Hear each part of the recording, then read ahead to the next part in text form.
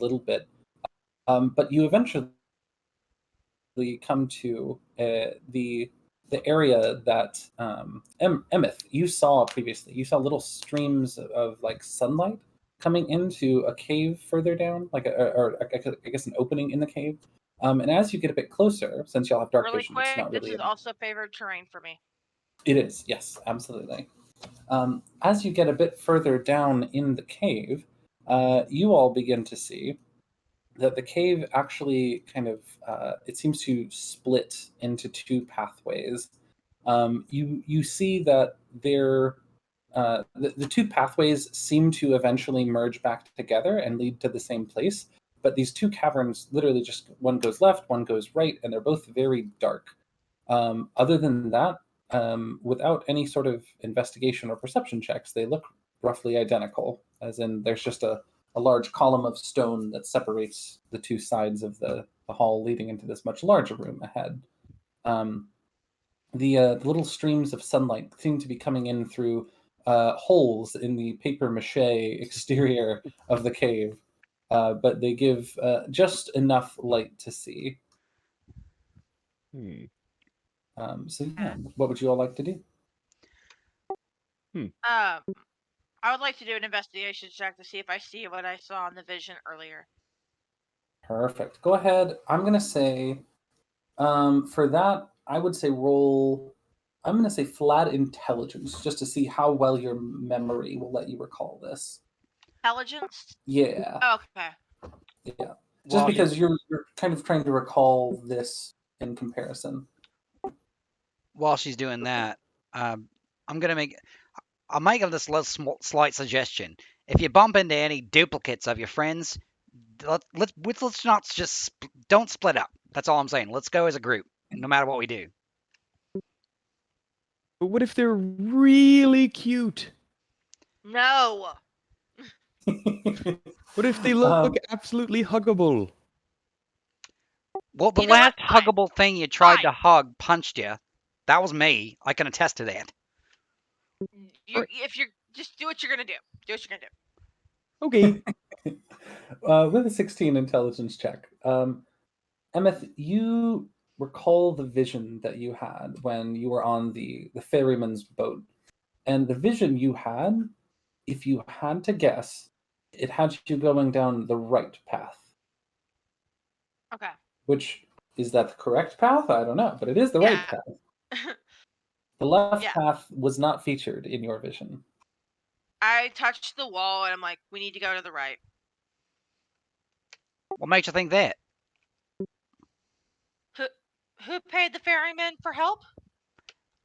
I landed on this island when I got to hell. I've been here for a very long a whole day.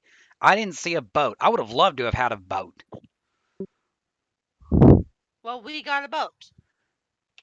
Well, which way do you think we should go? Hazel? Well, I do all my best work underground, but if she says right, I say we give it a shot. Okay. All right. As y'all, no pun intended, as y'all head down the rightmost path, leaving the left path unexplored, you kind of move cautiously through. The cavern kind of gets a bit narrower before it expands out further later. And I think at its narrowest point, those of you with a passive perception of 15 or higher, which I believe is a few of you, would notice that scrawled on the wall to the right of the right side of the cave is a phrase in a foreign language. Does anyone know primordial? Primordial? Primordial. I do. You know primordial? I don't. Yeah. I know every other language, but not primordial. Those of you who have 15 or higher passive perception see these scrawlings on the wall and can't make any sense of them. They're practically hieroglyphics to you. Pepper, I can't even see it, so it doesn't matter. You've trained in this. You've studied this ancient language. It is very, very old, and it kind of makes sense that something in that language would be down in a very obscure part of hell. As you are looking at it, you are able to interpret its meaning as "don't forget the crayon. What's it say? I will share that with the rest of the group. Don't forget the crayon. Mm-hmm. Oh, I might still have one of those in my nose from when I was younger. That raises so many questions. Does it? Oh my gosh. Not the fact that it Just ended up in stares your nose. That makes more sense than you think. Emmett just stares in horror at what he has been roped into. But yeah, you see that is scrawled on the rightmost wall. Was there anything that y'all wanted to do else while here in this narrow corridor leading into the larger room? Um, I'd like to check for tracks. Because Did, before did, we did you say tracks or traps? tracks like footprints. Gotcha. I Okay. will I'm check gonna for say- traps. Okay, cool. If you're checking for traps with a P, go ahead and roll investigation. And if you're checking for tracks with a K, go ahead and roll survival. What if we're looking for crayons? If you're looking for crayons, that's just a straight up and down perception check. Cool. track creatures, and if I'm tracking creatures in my favorite terrain, I learn the exact number, sizes, and how long ago they passed through the area. Okay. And then you just gain that automatically? It just says, and while tracking creatures, you learn the exact number, sizes, and how long ago they Oh, passed. perfect. Sounds automatic. I think as you all are kind of looking around trying to take note of things, Emeth just looks at the ground and says, you instantly notice that there have been a number of very, very small creatures that have passed through this cave. There have been very, very few, there's just a few footprints of more humanoid variety that have passed through here. In fact, you see two pairs two pairs of footprints. So two people that are not the little poppet creatures that you saw before have passed through this particular pathway. I share that with the group. With the 14 investigation check to check for traps, you notice, Hazel, that the rightmost path, it looks like there was a trap here at some point, a tripwire that has been placed using twine. And it seems like it was right at ankle height, probably set by the poppet creatures. And in fact, it was set so that not to like trip a mechanical trap, but if you were to trip over the tripwire, you would simply fall forward onto a little pile of needles that have been glued vertically. Oof. Well, Yeah. that's disconcerting. Hey guys, might want to mind your step. It's a real Lulu. Mm-hmm. And I point out the wire and the needles.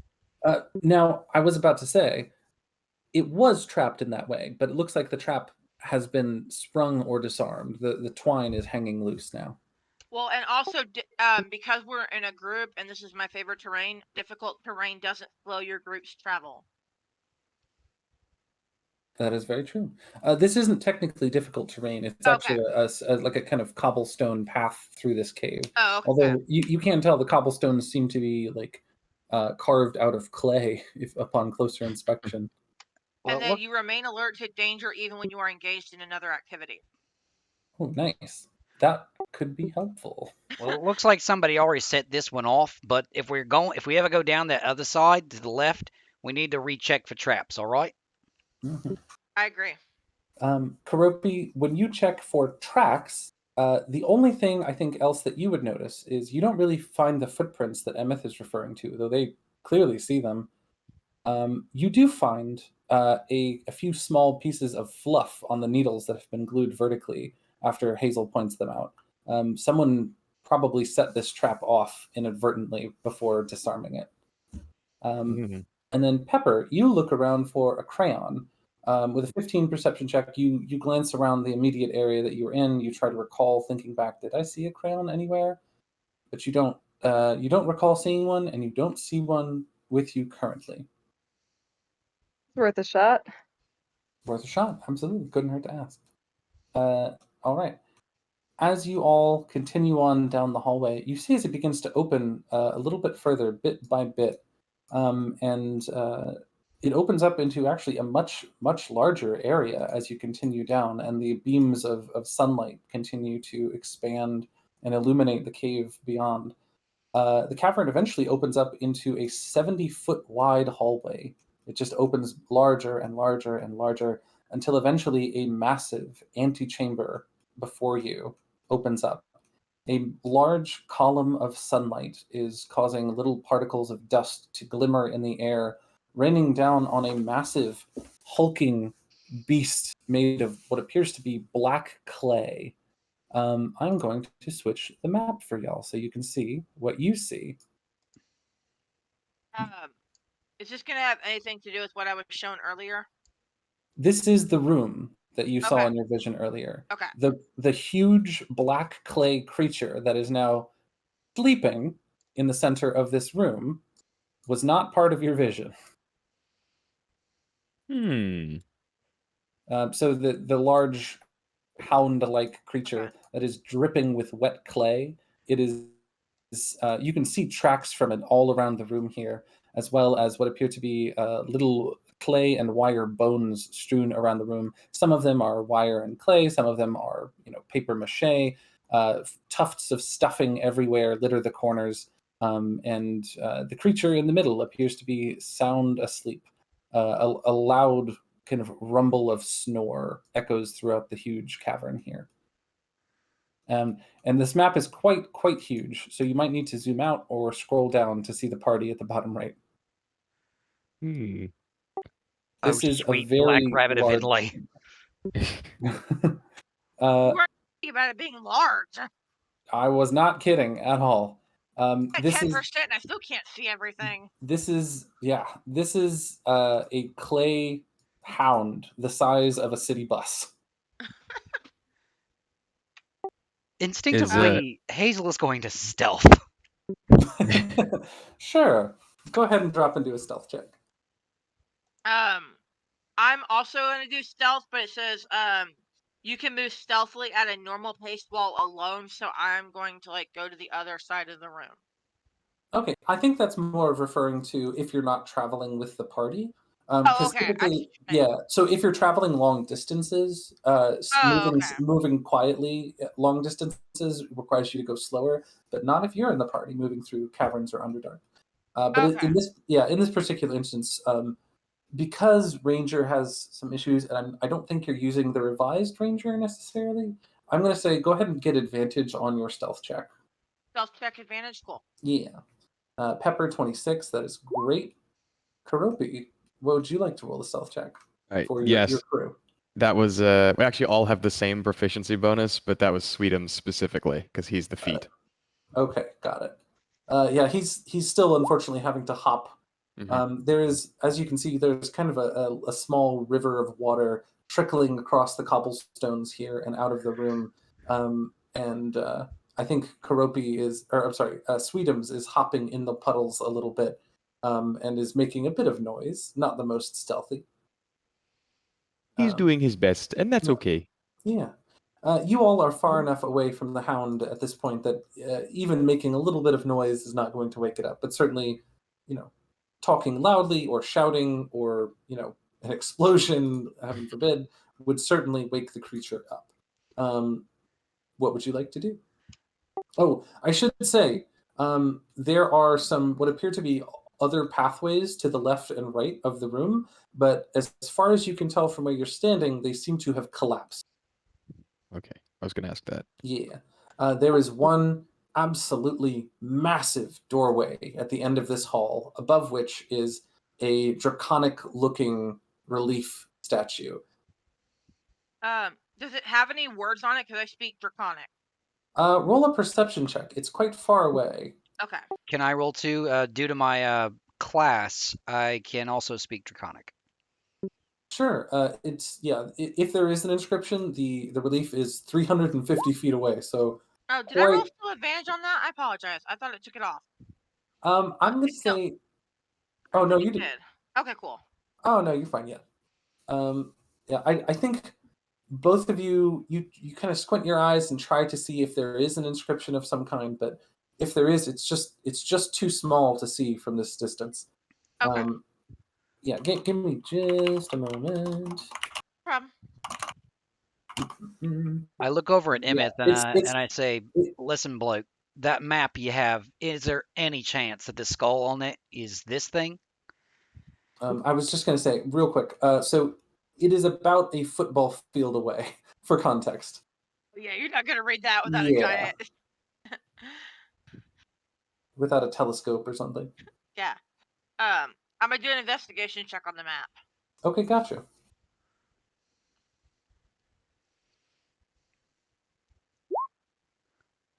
You look at the map and you try to investigate it very thoroughly. As much as you can, you kind of scour every stitch and every line of silk thread that is on this thing, and it seems that the map is almost entirely uh, just the exterior of the island. It didn't seem like the bugbear got a chance to get inside the cave. That's where he seemed like he was heading next. However, there is something stitched on the back in small lettering. Give me just a moment here.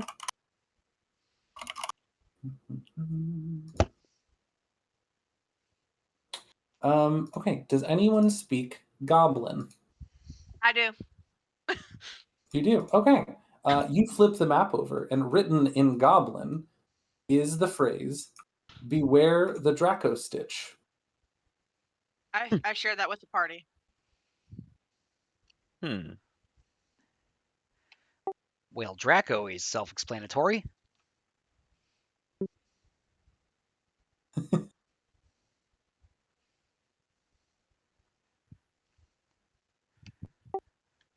Anything else that you would like to do with that map? I'm thinking. I don't think so. No. Okay. All right. So you put the map away. What would you all like to do next? Well, I would like to get a closer look at the draconic that's on the other side. So, what do y'all think about getting just a little bit closer, but not too close? Whatever you say, Hazel. Sorry, let me rephrase. Everyone else.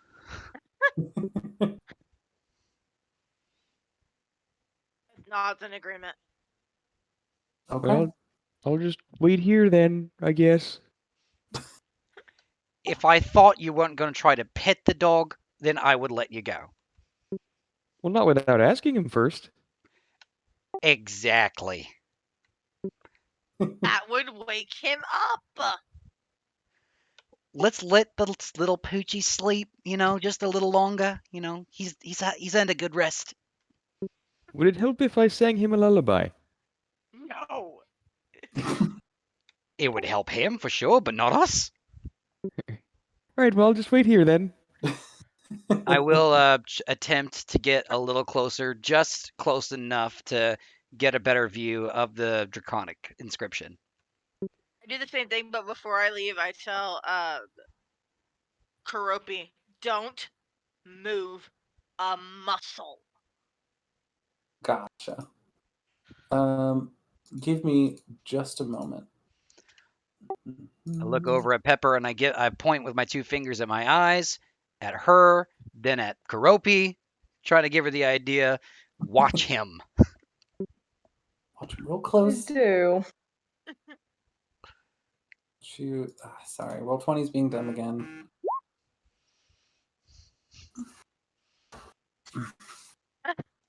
Visibly stiffened.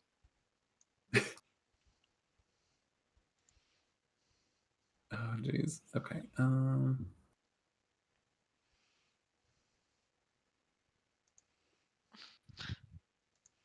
Sorry, roll 20. I don't. Let me try reloading it. I'm trying to put a file in, and it's just doing absolutely nothing. When I do that, I don't get why.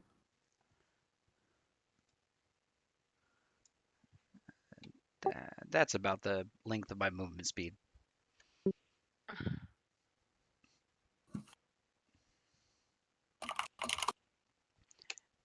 And if he wakes up, I'm using Step of the Wind to get out of there.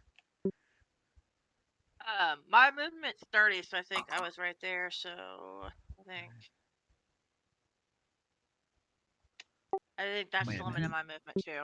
I think so. There should be a measurement tool in the tools. It looks like a circle with a ruler coming out of it. But pretty much Yeah. each square is Each square Actually- is 5 feet. yeah, I thought so. And also, if you right click while dragging a line for the measurement tool, you can make waypoints. Oh, cool. Okay, hang on. Yeah. I don't see the circle with the. It should be on the toolbar to the Oh, left. there it is. Okay. Yeah. Mhm. All right, so that's the limit. Sorry, a little further back. Okay. Yep, 45 for me. 30 for me, so I need to move back one.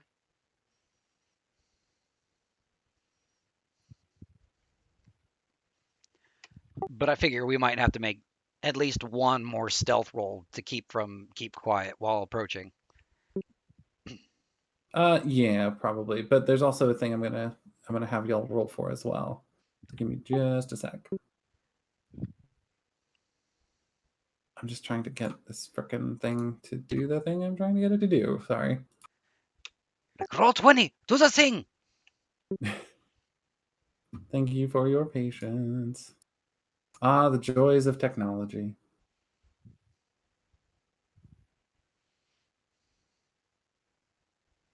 I have another map that I am trying to put into Roll20, and it is just not accepting the file. I think I have to really quickly take it into Photoshop and save it as something else, maybe? I don't know why. Maybe it's not liking the file type. Give me just a moment to do that. I'm so sorry. Meanwhile, elsewhere in D&D, Madrash is at home in his goblin tribe. He is showing his Papa Goblin the golden axes that he got on his last adventure with the shit starter crew. The shit starter crew. Like a Kickstarter's terrible cousin. Think you mean Kickstarter's amazing cousin?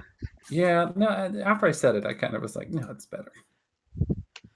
Papa Goblin is impressed, but only just so much. Yeah, you're still ugly. Yeah, I know, Dad. Okay, I finally got it to do the thing. Sorry. Yeah, I had to resave it. Just a heads up, it allowed me to pick this when I was doing it, and so my character's background is Haunted One, and so basically, like, if you look in his eyes, you can see that he has seen some shit. Oh, nice. Heart of Darkness is Spooky. what I went with. Haunted One and feature of Heart of Darkness. Oh, nice. Very spooky. Yeah, very spooky. Okay. Okay, yeah. So as y'all are moving forward here, let me see. Investigation check. All right. I'm gonna go ahead and just go with the stealth checks that y'all did before for this moment, and just kind of maintain those. Let me see. Pepper, were you going forward as well? Sorry, yes. Okay, gotcha.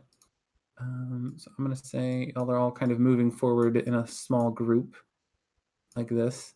And as you get kind of up into the more main part of the room right here, I think you begin to see that the creature that is sleeping, the big clay creature, sticking almost straight up in the air out of its back, it has been gouged into the clay. Aside from a number of what appear to be crochet hooks, sewing needles, swords, daggers, all sorts of things, among all of that, there is one shining bright burnt sienna crayon sticking out of the back of the clay creature. Pepper's eyes widen and she stares up at the crayon in awe. David just stares at it like he's in the office. Alfred The one Deadly. crayon. The one crayon to rule them all. It's the only color you ever need, burnt sienna. Saying now in a whisper to the others, please tell me we don't need that. We need it. If you want to go past, you can see that there is just a darkened, massive hallway beyond the creature that you could simply, sneak past. You've gotten this far and he doesn't seem to have noticed any of you. Are we at least close enough to read the draconic inscription? better, anyway. Let me see. How close have you now gotten? Ooh, whoa. Okay, now y'all are only about 100 feet away, so about a third of a football field. I'll say you've got a better shot. Go ahead and roll new perception checks.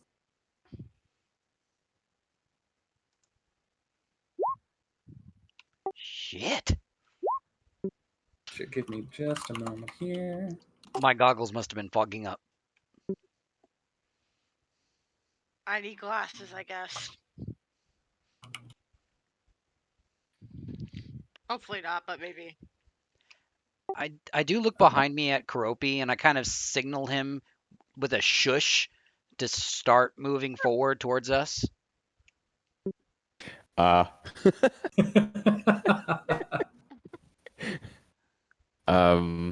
Karopi is going to maintain his perfectly still pose for a moment, I think. Just give him the I think- okay sign. Though that's fair. That's fair. with the 17 perception check, Emeth, looking at the relief, you can see that there is there is indeed a draconic inscription on this, I guess, mural or depiction of whatever creature this is, presumably the Draco Stitch. And as you peer at it and read it from where you are, you can just barely make out the letters. And it appears to say, oh, hold on one sec. Is this one of the things you didn't prepare? What's up? Is this one of the things you didn't prepare? No, I did, absolutely. Oh, okay. It says, abandon all knots, ye who enter here. Can you make it out? I say in a whisper. Yeah. Promising? Abandon all knots, ye who enter here. Makes perfect sense. Okay. I didn't say it made sense. Okay. So are y'all going to continue forward?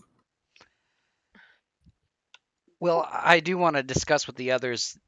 Like, do we really need the crayon? Yes. Yes, we need the crayon. And how do you suggest we get the crayon? Optimism? I think I can at least get it, but if I wake that thing up, I'm gonna be on my own. Well, it was nice knowing you. I could try using my mage hand. Oh, you can do that. Perfect. Okay. So as you I get a have bit passed closer, without trace. would you like to cast that? I'm trying to figure out what it does. Give me just a second. It basically just adds a flat 10 to each of your stealth checks while they're within like 10 or 15 feet of you. Yeah, I'll do that. I mean, what do I do to cast that? Just click spell slot? Basically, yeah. I believe so. There we Okay, go. cast pass without trace and spell slot level 2. Gotcha. Okay. Yeah. So for the duration, each creature you choose within 30 feet of you has a plus 10 bonus to dexterity stealth checks and can't be tracked except by magical means. Mhm. Perfect. Okay. All right. So you cast Pass Without Trace, and I don't know if you have like a descriptive way that your character specifically does that, but feel free to describe that if you'd like to. Honestly, don't know. Okay. Well, no worries then. You cast Pass Without Trace, and it's a very cool and unique way of doing it. Yeah. And all three of you just get a little bit shadowier, and your feet don't quite touch the ground, so you don't leave tracks. So you're going to continue on forward, I presume, and I'm going to say you get about right here. And that, I believe, Pepper, is within range almost for Mage Hand, which I believe it's a 30-foot range for Mage Hand. Yes. So the creature is actually so large, you have to be right next to it to use Mage Hand, like within arm's reach of the limbs of the creature, in order for you to Mage Hand the crayon.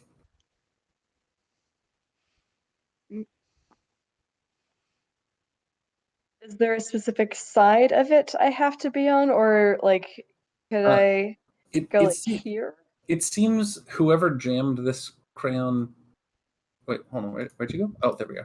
Oh yeah, I was gonna do that. Whoever jammed this crayon into the back of the clay creature did so while trying to like subdue it or take it down, and it's pretty firmly wedged into the small of its back, like right between its shoulder blades. I see. And and I need to be within 30 feet of you for Pass Without Trace to work. Okay, so I think I'm about where I need to be. So if you want to be like 30 feet behind me. That's good. I gotta figure out what 30 feet is from me and you. So actually, I can put a 30-foot radius effect on you real quick. Give me just a moment. Great. Yeah. I'll make it like a shadow. Getting an idea.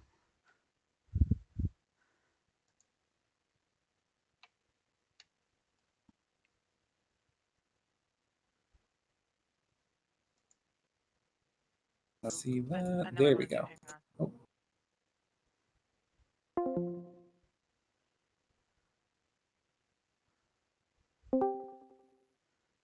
I thought I did that, maybe. No, it was me. I'm sorry. Okay. Getting a slight idea. Okay, so I'm gonna Hazel move a little bit closer to her. Hazel does do something while they're working on this. Since he has to be close to the caster anyway, he moves to actually the front of the hound instead. Okay, like right over here.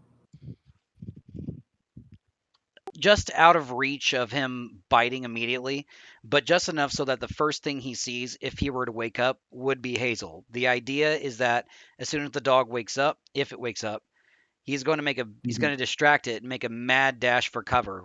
Hopefully, he doesn't even notice the others. Got it. Okay. So Emeth, you're kind of going like right here. Yeah, that's where I'm headed to. Yeah. Okay. That way I'm within her. Perfect. All right. I'm crouched down like a track runner, ready to dash if he wakes up. You're like a jackrabbit. Exactly. Give me just a second. I can't believe I'm doing this for a bunch of total strangers. You mean a bunch of friends?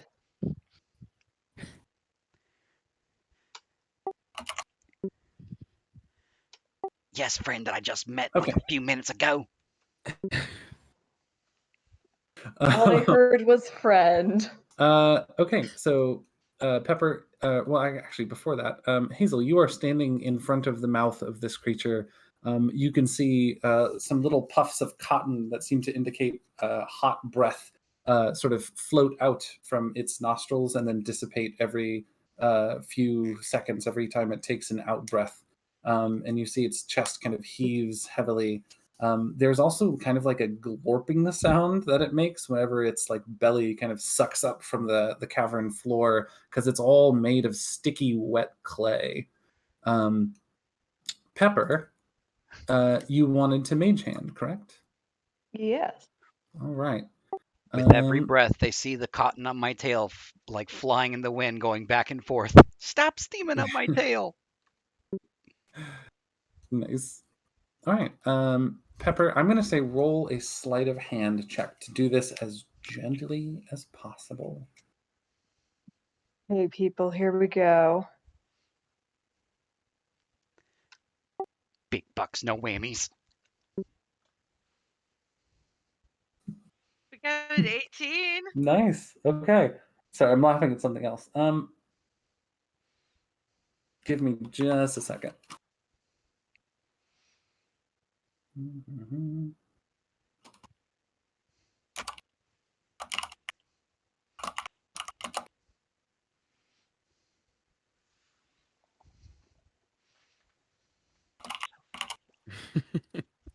Always a good sign. And the DM is like, yep, give me just a second. Okay.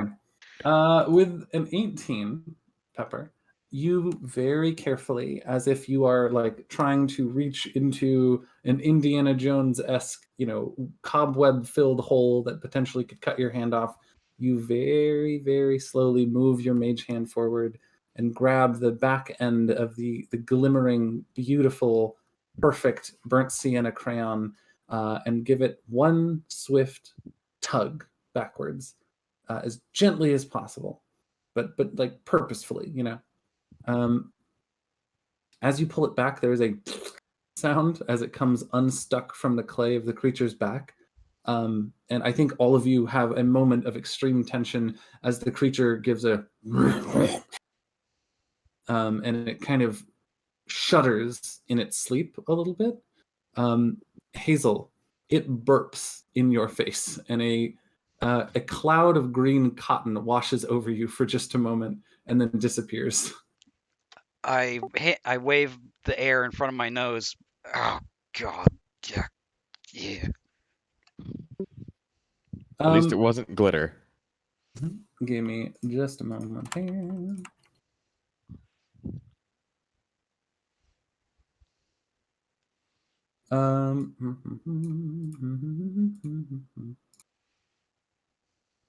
All right.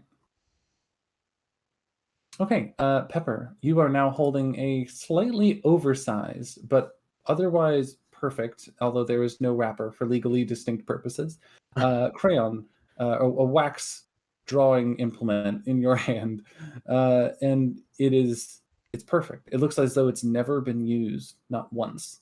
And you can see that impressed into it, as if by like, a small hot implement of some kind, are some like runes, and you guess it's probably magical. I'm gonna use it to draw pictures of me hugging my best friend. Oh. What are you drawing that on? Oh, I don't know. I was thinking hypothetically, not like Gotcha. right Okay, now. got it. I was just curious if you were going to like pause right here, right now, and draw the thing. Okay. But yeah, no. Concrete. The Concrete. the dog is still asleep, and although it seems to be disturbed slightly in its sleep, you all are quiet and stealthy enough. It doesn't seem to notice anything just yet. What do you all like to do? I signal to the others to head back to Karopi. Okay. Let me just grab y'all. You head back to Karopi, and I think you stop maybe about 30, 40 feet away. You notice that there is Sweetums, Karopi, and Rizzo, and then there is Sweetums and Karopi. The Karopi that is missing Rizzo flicks a froggy hand in the air, and a Rizzo appears on his shoulder. And he says, in honestly much too loud of a voice, "Hello, everyone." Oh my God! Now there's 6 of them. Oh, not this crap again.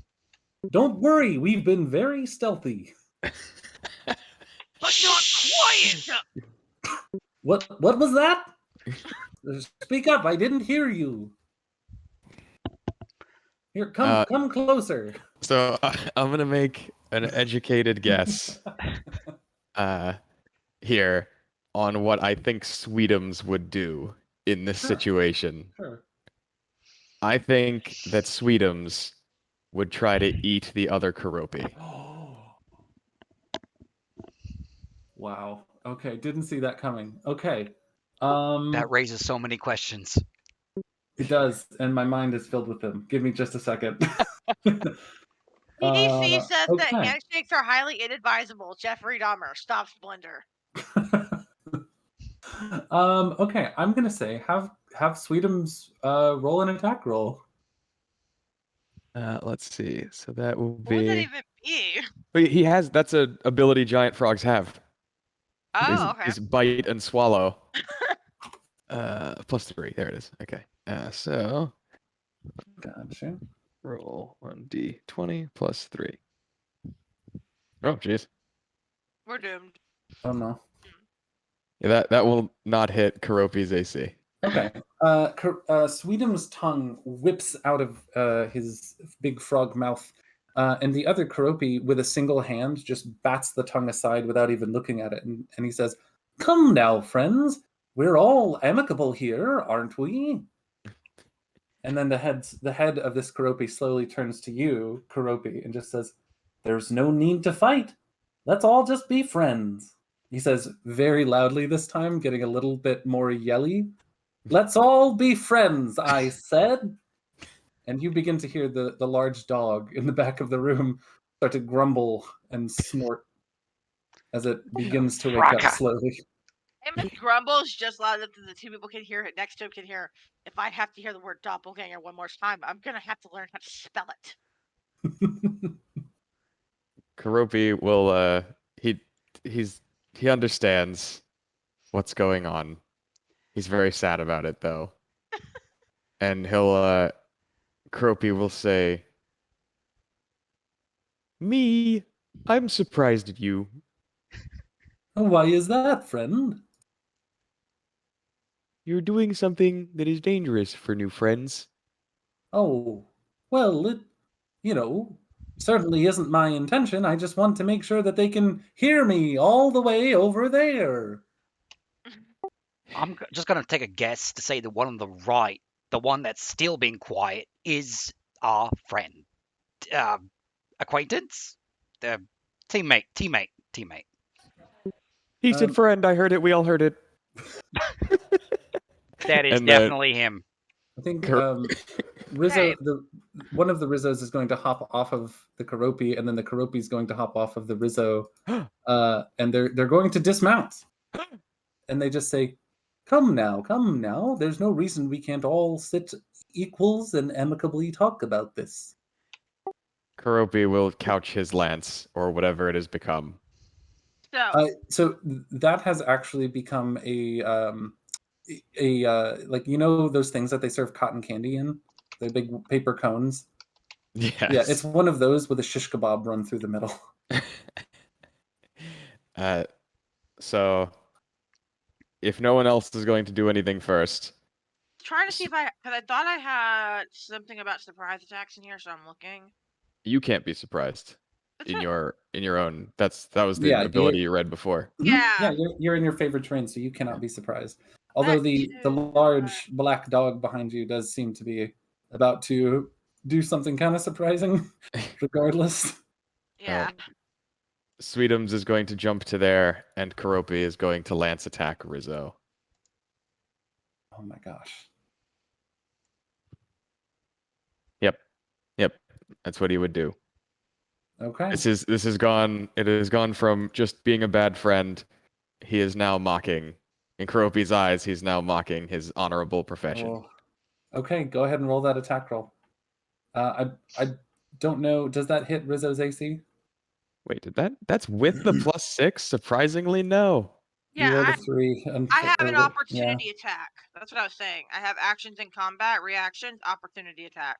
So that's only if someone moves out of your threatened square. So like if, like for example, if you were fighting Pepper, right? Oh, If okay. Pepper walked up to you right here, right next to you, and then stepped away, if you have a weapon with a 5-foot range, which is the squares immediately around you, that would provoke an attack of opportunity. So I was trying to figure that out. Yeah, no worries. Happy to help. So yeah, the 9 does not hit. Nope. Okay, you know what? In this instance, I think it makes sense for Karopi to be particularly passionate about this instance. And I'm also going to say, because this Rizzo is not on Karopi, I'm going to give you advantage. Roll You know, again. He's a frog rider. He is. Rizzo is a frog rider, and Yeah, he's not riding a frog. If I'm correct, I'm not sure if I'm correct, but Rizzo is a frog rider. Therefore, being off of his frog ride would make him more susceptible to damage. I'm thinking. You're actually one level not deep enough. He's a frog rider. Actually, Did it? I think. Sweetums is the frog rider. Karopi is the frog rider, and Rizzo is the frog rider. Oh, I apologize. Clearly, I am the fake. With an 18, though. What? your clone lance, or not clone, cone lance, pierces straight through what would be Rizzo's belly. If not for the moment it touches Rizzo, Rizzo immediately poofs and transforms into one of those little poppets that is now shish kebabbed on your shish kebab. Shish kebab. Okay. And it falls limp with its little needle fingers clacking together. This Karopi begins to smile a honestly not that unsettling grin, but it's clearly supposed to be very scary. And he goes, "Now, friends, are you looking to play a little rough?" And he also pulls down a lance. Here's a question, right? Do we want to go back into initiative, or are y'all planning on fighting these guys or making a run for it? This is the time for kind of a decision, because the dog is going to wake up soon. He is Dog is stirring. gonna wake up no matter what we do. So do you want to be on this side of it or the other side? That's kind of the question. Well, we got to Or, close the distance anyway, in order no matter which one we're doing. So I'm kind of allowing a time pause for a split-second decision here. If I stay, Karopi, okay, if y'all move forward and I stay here, I can use my longbow on either group. So y'all move forward and I'll split the difference. Because longbow can go either way. but that would put a giant dog behind you, or a set of frogs behind you Either with a way. lance. I feel like that. I mean, you can do whatever you'd like. never Karopi mind, has you're made right. his choice. I'm already In that ready for case, combat. First off, Let's ready for combat. Let's do yeah. this. So first off, what does Karopi do? The real Karopi. Would the real Karopi please stand up? Sorry, I had to say it. Or the real Karopi, Karopi, please stand up. Karopi, Rizzo, and Sweetums, with a harsher look in their giant plush froggy eyes than expected, will turn towards Sweetums next. Oh my. And they're gonna lance him if they can. Go for it. I'm gonna say Sweetums is a little bit of a tougher frog, so I don't think there's any advantage on this one. Well, that's okay, because Rizzo's gonna give him the help action if he can. Aha! I'll allow it. Advantage. They should not have dismounted. They should not have dismounted. There was a reason they were going to a thing that they were going to do, but by stabbing the other Rizzo, you kind of stopped it before they could start. Good. Yeah, I knew that Rizzo had to be first because they're us, right? Karopi Exactly, knows they know their own weaknesses as well. Mhm. So that will definitely hit a Oh 20. yes, Actually, the 12 will also hit. The giant frog only has 11 AC. that is true. That is true. That'll hit. But the damage I think on this one matters. Mm-hmm. Right. So that is 6 piercing damage. Got you. All right. You stab the faux Sweetums with the shish kebab, and you see the false, the poppet that is still stuck on your thing kind of just rattles against the fake Sweetums, and I think you tear a section out of the fake Sweetums like body, and as you do, like 3 of those poppets come just tumbling out of the tear that you have now created, and the other half of Sweetums is still like filled with poppets and animating. It's really actually one of the more unsettling things I'm imagining. Yeah. And then to finish the turn with Sweetums, he is going to actually he's gonna jump back. So he's gonna use his movement as an appropriate frog rider. Oh no, he's the normal frog rider. And so he'll use his Got you messed up. action and his movement. I did it right the first time and then I botched it the second time. To do his full movement speed and dash. So that for him is Nice. 60. So he will move all the way back to I lost it. I was right here. Oh man, that's pretty far actually. Oh, perfect. I'll go back Oh, with the yeah. crew. Yeah, oh great. That works out perfectly. Oh yes. Okay. Yeah, there we go. You're in the little circle of pass without trace. And Karopi looks as sad as one can with felt eyes. I think little bead tears form right at the corners. Okay. We're gonna go to Hazel's turn because I'm just gonna maintain the same initiative. Well, I was hoping that we were going to take the fight like all the way over there, away from the dog, but I guess I should try to close the distance. I'm going to take my full movement in this direction. 1 second.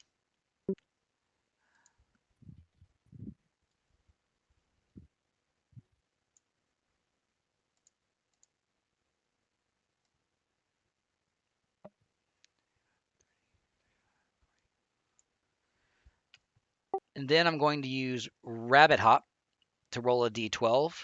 So, and then I can hop that much distance. Hopefully, it'll let me close the distance between me and Karopi.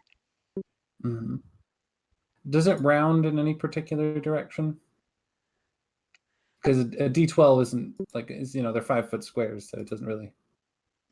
The math doesn't exactly evenly work out. I mean, I probably round down, I guess. Well, I guess I could use Step of the Wind as a bonus action instead.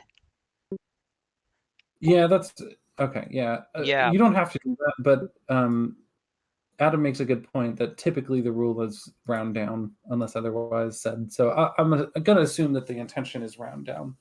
So we'll say 10 feet, basically. Sure. At max, right? Yeah.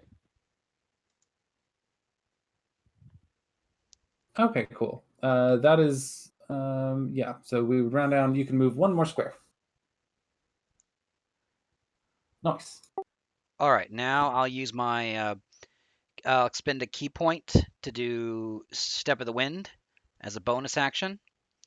Mm-hmm. That should get me in closing distance. It basically lets you like move your movement all over again, similar to a rogue. So you can pretty much get anywhere around this false Sweetums or Karopi that you want. I'm going to put myself there. That's striking distance. And then I will go ahead and make my attack. Unarmed strike. Go for it.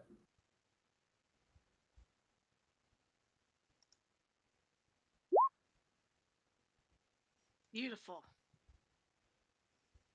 Awesome. Give me just a second here. Whoops.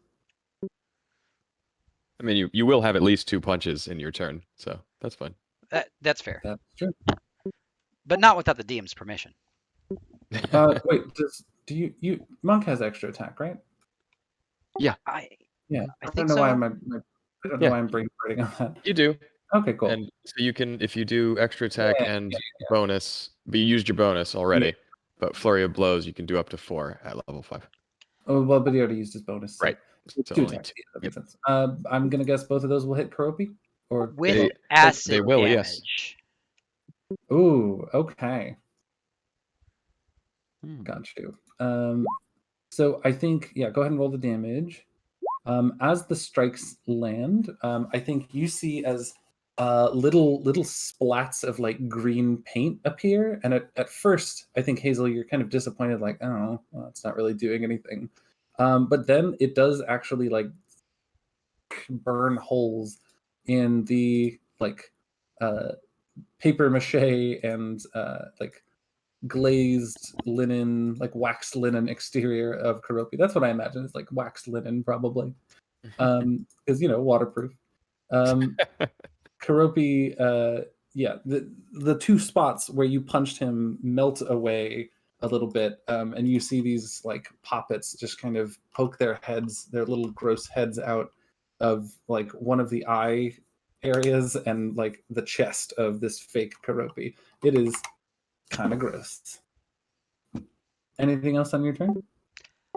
That'd be about it.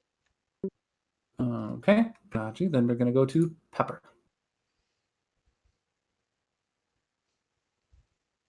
Sorry, did you say Pepper? Pepper, yes. Okay, cool. All right, then I will use my short bow on. Let's go with fake Sweetums. Gotcha. Give me just a moment here. That is certainly the greater sin. It's time for a pepper assault. Give me just a second, sorry. I'm gonna pepper that in a little bit. Oh, that's nothing, Becky. You should have seen Salty Claws. That's true. That was pretty fun. Okay. All right. And then Pepper, are you going for like a longbow attack? Ellen? Yeah, I'm having some internet issues. Did Oh, it? no Did my problem. thing go through? Yep, it looks like it went through.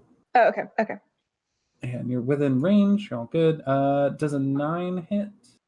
No, Sweetum's AC is 11. Ah, beans. But do you have extra attack? You can't. No, I don't. She doesn't. Okay, gotcha. Yeah, you're mostly rogue. You're not All right. not enough bard right. to have extra attack. Got it. You pull back your short bow and fire a crochet hook. Is that what they're called? Hooks, needles, Needles. needles, crochet needle. You fire a long crochet needle, goes soaring through the air, and unfortunately, it whizzes past the fake Sweetums down the hallway from whence you came. Anything else on your turn? No, that's it. No. I just want to say that Alright. Violet, you were right. It was a hook. I was wrong. I'm sorry. Knitting you're good. needles, Hook, crochet but- hook. I couldn't remember. Thank you. Yep. I get them mixed up. My girlfriend would be like, "No, obviously it's this and that," and I'm like, ah. So, anything else? No. All right, Emeth. All right, I'm gonna go for the longbow. All right. I think yours is just a particularly large crochet hook. Yeah. And then I'm gonna do Colossal Slayer on this as well. Nice. I mean, assuming it hits. Longbow. I'm gonna say that hits. That's gonna hit. Absolutely. I Oh, mean, yeah. that's one away from a crit. I'm surprised we haven't had a single crit all night. I know, The me rolls, too. the rolls haven't been bad, but they haven't been like. There's been no crits. It's been weird. I haven't even rolled a crit. All right. Need to do this. Let's do this damage for the first one. If we could just kill the one that makes noise, then that would probably help. That's it. That's it. Sweetums, by the way, just to be clear. And then, Mhm. And then one more D8 for the Colossus Slayer. yeah, that's what I'm working on right next. Got it. If I can find it. Hang on. Features. Where is it? There it is. Nope. Wait, no, maybe not. Hang on. In Roll20, there's a quick roll button in the Oh, top left, and you could just go and it looks like a die, Yeah, and then yeah, a you little can D20 button. just click the 1d8. D8. Yeah. Okay, Yeah. cool. That works. Yeah. Roll. Rolling. Keep them froggies rolling. That is exactly enough.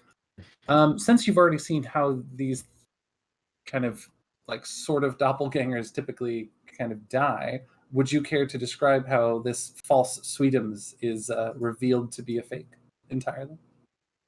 Or killed? Me? Yes. If you want to. So, yeah. Emma smirks as he pulls his longbow back. And he just like casually pulls it back and shrugs as he watches this thing explode and is like, no more doppelganger for that one at least. A shower of now lifeless poppets erupts behind the fake Karopi. And then I have opportunity, and then I have one more attack. I think I have a bonus attack, so I'm gonna do that on. Extra attack. Yeah, extra attack on Karopi. Got it. I'm gonna do my longbow on that one as well. It's worth noting the poppets that were inside the fake Sweetum, now revealed, would run. They run back into the darkness of the cavern. It is clear that they won't strike if there's not any sort of, advantage that they have. That was a bust. I didn't. I spoke too soon about the crits. That's a critical fail. Yeah, it doesn't matter. Yeah. So my ruling for critical fails is. If you have extra attack and stuff, only the first crit fail can count so that people with multiple attacks don't have a higher chance of crit failing. And so in this instance, this is the first one. So I'm going to say you pull back your longbow and you don't, I don't think you realize it up until this point, but the string on your bow has actually been replaced by a very, very tightly pulled like length of stretchy yarn. And I think as you pull it back to fire another shot at Karopi, it gives way. Yarn is not meant to be used in this way. It just breaks and falls apart. The yarn of your longbow just snaps. And yeah, your longbow is currently broken. That's gonna be a problem, but no worries. We'll deal with that later. Oh, yeah. Well, hopefully someone has the mending spell. Anything else on your turn? I don't think so. No. Okay. Let me see. It is false Karopi's turn. Fake Karopi, I think, is going to. Fake Karopi is going to drop the fake lance on the ground, which deflates as if it was like an inflatable, like it had been stitched like airtight to some degree, and it just kind of like lets out whatever little air it had on the ground. And then Karopi just lunges like full bodied at Hazel. And I'm going to roll that attack roll. Smart frog. Mm-hmm. Okay. That is a 17 to hit Hazel. That hits. Okay. You see, Karopi is looking to basically just like body slam you. But you see midair as Karopi has leapt up above you and is trying to come down on top of you. Hundreds of little pins and needles are now sticking out of the linen, the waxed linen flesh of this fake Karopi. You do not want to get body slammed by this thing, and yet it catches you off guard.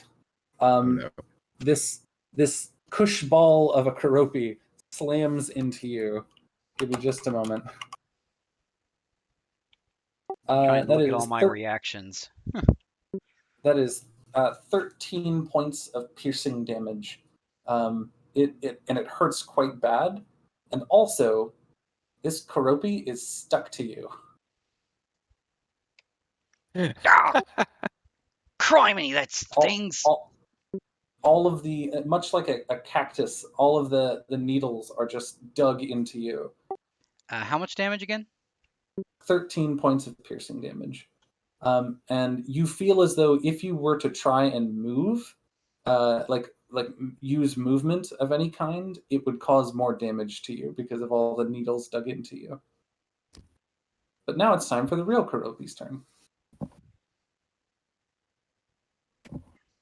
Okay. So the real Karopi, me. Oh,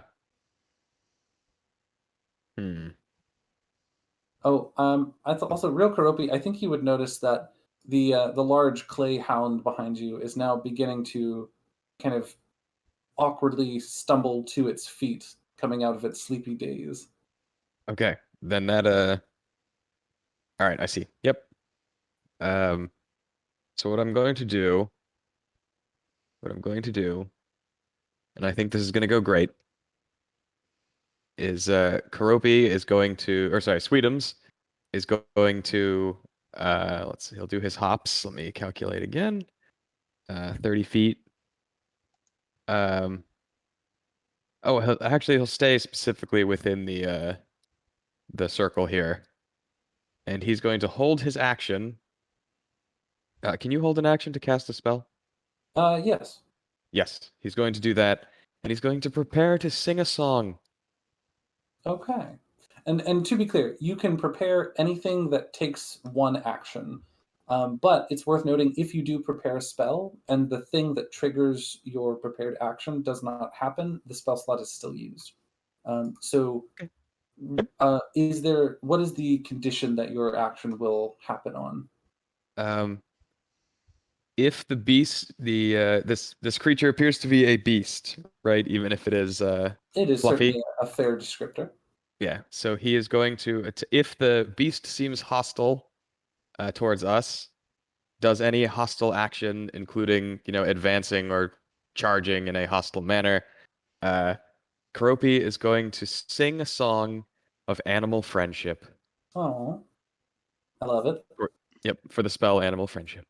Got it. Okay. Yep. We go to the beast's turn now. And sure enough, you see the beast kind of sniff around, look around, blink several times as it has now awoken. But you all are still kind of stealthy, so I'm going to make a perception check for the creature.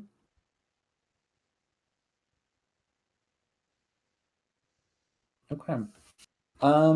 You see as it sniffs the air several times, and it kind of looks not directly at you, Karopi, but in your general direction.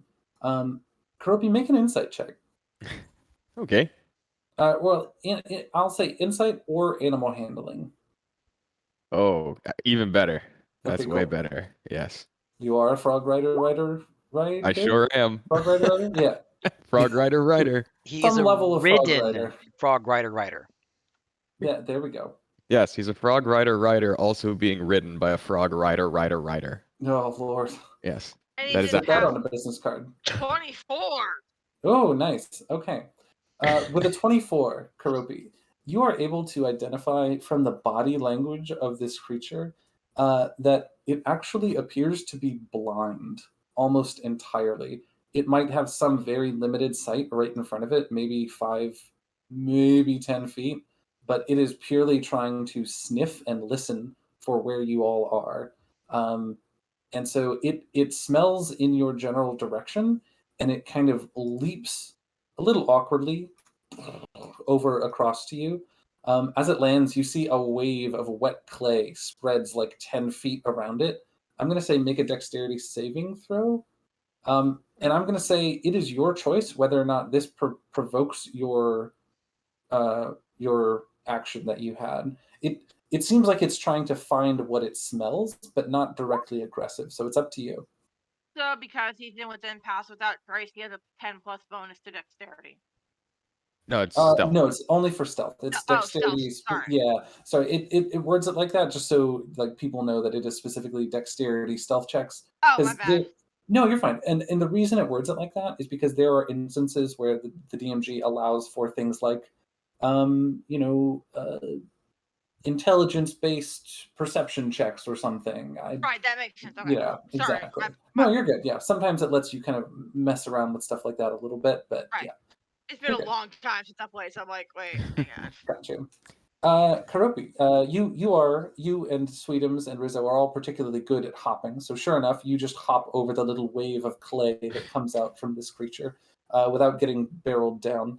And the creature is now standing in front of you, sniffing quite curiously in your direction, and you hear it growl ever so slightly. You It know, is about 10 feet away from you. even though it isn't really it's not an attacking action per se, I think he's gonna go for it. I think he's cool. gonna activate his song. Gotcha. And it will sound a little bit like this. Oh my. And in the background, Sweetums is the bass, croaking. Rizzo is a melodious croaking, chirping over the top, and it sounds a little bit like this. Why are there so many songs about rainbows? And what's on the other side? Do we all start singing with them? Rainbows are visions, but only illusions, and rainbows have nothing to hide. And he'll continue singing. Oh, that's adorable. Take a point of inspiration, please. That's so good. If you ever play a bard and you actually perform your performance, instant inspiration. Just, yeah. Very well done. So you do that, and in fact, I'm going to give this creature disadvantage on that saving throw versus the thing, because isn't it a saving throw? Right? Yeah, wisdom save. Wisdom, got it. Yeah, I'm going to give it disadvantage because that was so compelling. And also, you're a trio of adorable plush frogs. It's true, I forgot. We're all plush right. frogs. And the DM is a sucker for plush frogs. If only he had a banjo. Yeah. Give me just. I joked that it was like the Little Mermaid, but then I was like, oh wait, wrong frogs. So Karopi, you and your comrades begin singing this lovely little song, and you see as the creature, though it is blind, you see as its tail begins wagging. It kind of like scrapes a paw somewhat gingerly in front of it in the ground, as if it's trying to kind of feel around for what's making that noise that it enjoys. But it's clearly not being aggressive in the current moment. Wonderful. Karofi and his merry frogs will start to dance about as well while they sing, so they won't cool. worry about, making a few slappy noises here and there. Lovely. It's like, Hazel. keep singing. Hazel has been finding God this whole entire time. So yeah, Hazel, the fake Karopi that is currently a pincushion in reverse is stuck to you like a cactus fruit. Well, we're still in combat, right? Correct. If only with the fake Karopi, at least at the moment. I got an idea, but I'll wait for my turn. Oh, it's your turn. It is. Oh, well, with the way that this place, this hell works, with the crayon, with the way everything looks, he kind of got an idea and realized that he has a bottle of ink in his pocket. It's actually in my inventory. It's from the adventuring gear that I started out with. Perfect. So he's going to, without moving, carefully just pull the ink out of his pouch and then pour it over the head of the fake Karopi. Okay. I like that. I like that a lot. I'm gonna say, as you uncork this bottle and you just pour the ink over the Karopi. It just any sense of life that was animating from this like fake Karopi as it wriggles on you and its needles and everything just drains out of it. The needles all retract and it sloughs off of you. Somehow, by making it no longer look like Karopi, it couldn't even act like Karopi. And you see as the now lifeless poppets just sort of pour out of the equally lifeless Karopi husk. It's still pinned to me, isn't it? No, actually, the needles have retracted from your flesh. Ow!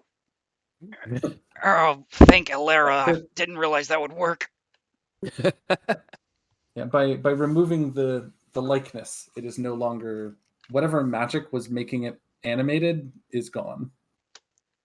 I just throw away the bottle of ink, like, well, that's my wild idea of the day. I'm gonna say, as long as how long does animal friendship last? I think it's actually pretty substantial. Yeah, 24 hours. Oh, very nice. Okay. Yeah. For the next 24 hours, we're out of combat with this creature at least. So, so yeah. The room is silent save for the sweet dulcet tones of Rainbow of connection. yeah, there are a number of bent and broken pins and needles that are just stuck in She Hazel. loves me. Hazel, she loves me not. Hazel. Ow! She loves me. Ow! Also, I'm gonna say Hazel also take an inspiration just for the great idea and also the awesome roleplay all night so far. My next plan was gonna be to throw a stake at something because I have a wooden stake, being haunted one. Oh yeah, you never know. Of course, if you pull it out, it might end up being paper mache. Yeah. Or adorable. Or adorable, yeah. When I get back, I just now realize how close the dog got to us before it was on us, and I just kind of stiffen for a second. Oh. Yeah, you see its clay tail is wagging back and forth, slinging globs of clay around the room as it listens very joyously to the music. So you said the dog is blind or mostly blind, but does it seem actually like injured? I know you said it had stuff stuck in it. Would you say it? Yeah. Oh, I was just gonna say. So it seems to have a number of things like stuck into its back, like needles, knives, daggers, swords, shields, anything that might possibly like be hard enough to stick in a lump of clay and could be used to attack this thing is stuck into its back. It does not, however, seem at all perturbed by that. Oh, okay. Yeah. Because if it was hurt, I would take the moment to help it. But if it doesn't seem hurt and just Yeah. seems, strangely crafted, then that's fine. I would say the latter is accurate. Okay.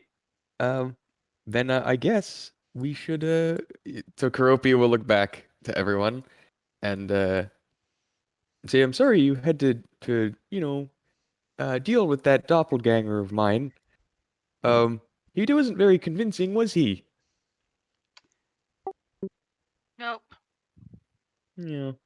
A shame. I think we would have gotten along royally if he'd been a nicer frog. I pull out one more pincushion, glaring at him. Ow!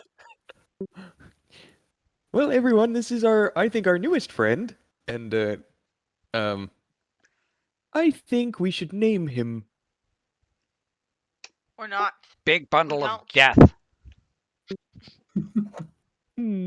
What do you think, Well, Sweetums? Or we leave it here and let it rest. It clearly needs to recover.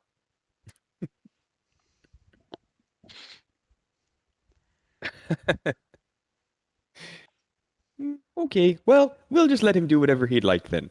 And Karopi will sort of sing-songy, do some more chirping and croaking with his froggy friends, and start to head to the door. The large clay hound does follow you. That's fine. Awesome. All right, let me grab. Yeah, feel free to move your tokens up towards the northern end of the room here. I'm going to be keeping my distance. Dogs and rabbit folk don't get along. Go. I know it's a lot of map to traverse. Okay. The dog gets over kind of near the entrance, and you see it start to kind of pause and sniff. And once it gets near this like doorway, you see as its tail kind of slows in wagging a little bit, and it doesn't go any further. Well, that's okay, little friend. And Croppy pulls out whatever his rations have become and leaves two of them behind. They are all crochet versions of their former foods, but also with adorable little like bead eyes sewn on them, so they look like anthropomorphized. So he'll leave him some. So he'll leave behind 2 rations worth of food for his new doggy friend. Oh. DM, are they singing as they're being devoured? The anthropomorphic food. You know what? I'm gonna roll for it. I'm gonna see if they are anthropomorphic and animated. See, this is why people become vegetarians. Normally because the vegetables don't complain about being eaten. I'm gonna say that the whatever the rations are, I think they might be slightly animate, as if they like bop back and forth, but they don't sing. So I think Karopi's rations would be assorted, well crisped, and like fried insects and wings. Some tasty mud bugs. Some crawfish probably in there. Yeah, actually, frogs pretty much eat anything they get their mouths on, so it'd be almost exclusively, like carnivorous. But Everybody it would loves be Encephagy. Yeah, it would be a variety though. So yeah, I think Emmeth is also kind of like clearly upset about their bow. He's kind of like poring over it. Emmeth, I will say that there's a lot of other crafty materials here. You might be able to fix it, perhaps. It's just that I decided that was his late wife's bow, so he's a little bit like. Oh, well, it's just a bowstring. Yeah, true, but still. Yeah. We'll keep it. Maybe when we get back to the to the normal, where things were normal again and less adorable, sadly, that it'll be back to normal. Hopefully. You never know. Well, I got a Tinkus Tools kit. I got to do maintenance on these goggles all the time, so I can probably give it a go. Appreciate that. I'll allow that with like a I'll say a dexterity check to kind of finagle something. Sure. Plus, he's proficient with Tinker's tools. Perfect. Yeah. So you can add your proficiency bonus to it to the dexterity check.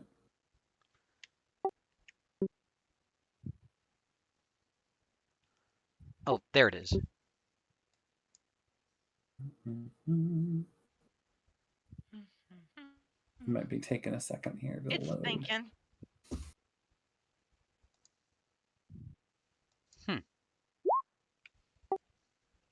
All right. Mhm. I don't know why it's still not loading for me. Is it loading for y'all? 21.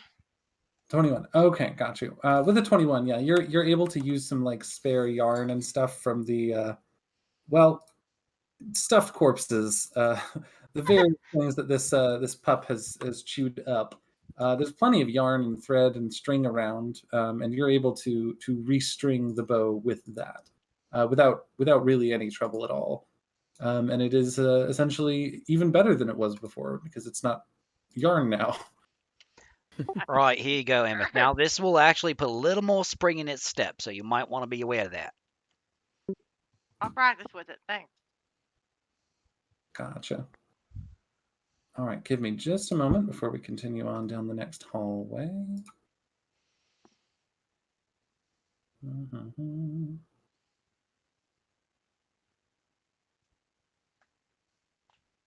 All right, so as you continue on down the darkened hallway at the end of the room, it is an absolutely massive chamber, clearly built for a creature much, much larger than any of you. As you walk down this hallway, you eventually come to what appears to be a dead end. There is, however, another phrase written in primordial in a conspicuous burnt sienna color on the wall at the dead end. Um, it was Pepper that speaks primordial? Yes. And conveniently, you also have the crayon. The writing on the wall here in burnt sienna just says "door here." I'm gonna draw a door with my burnt sienna crayon. Lovely. As you draw that, please roll. I'm going to say either performance or sleight of hand, whichever is better for you. I'm guessing performance to draw this door and how well it is drawn. 23. 23, very nice. Awesome. Give me just a moment here. The most beautiful door you've ever seen.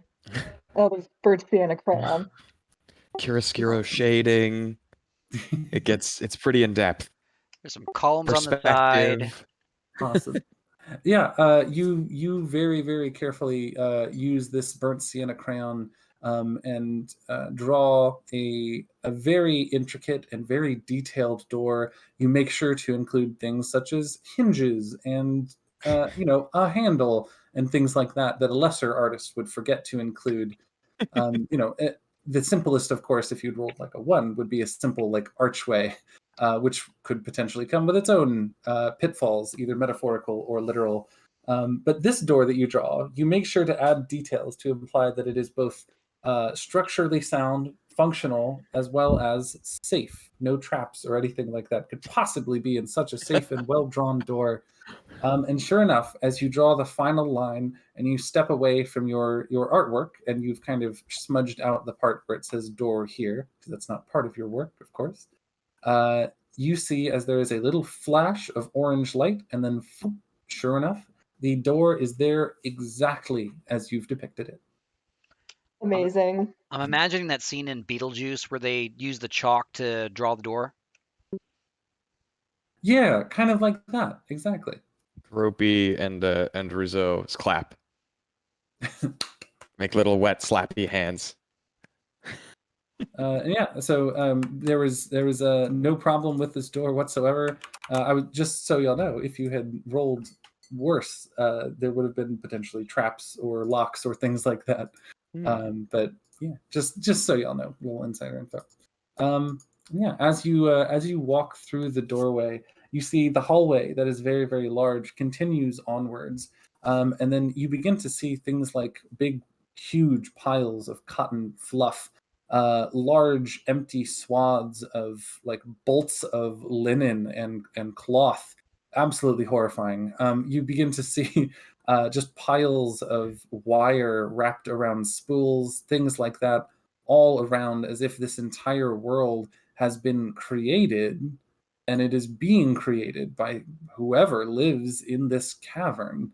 And as you continue to walk your way down, you begin to see that it goes from a crafted like paper mache, uh, Mod Podge kind of thing into a more kind of naturally occurring little cavern of sorts.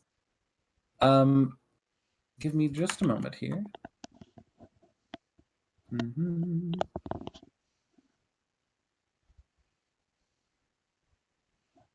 Mm-hmm.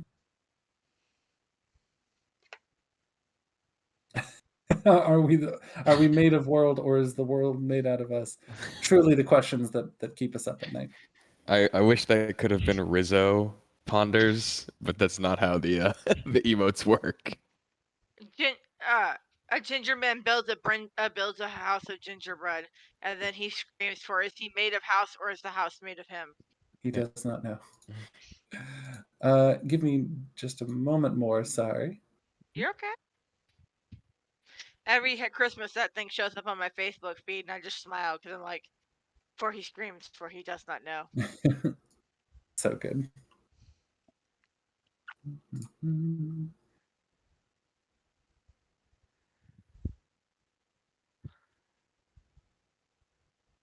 I think one of these maps that I am using is not the actual dimensions that it said it was. The grid is not fitting perfectly.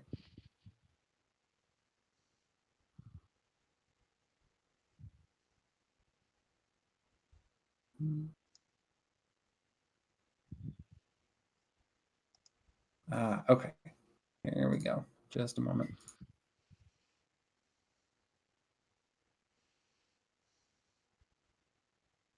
Weird aspect ratio for this map, but oh well.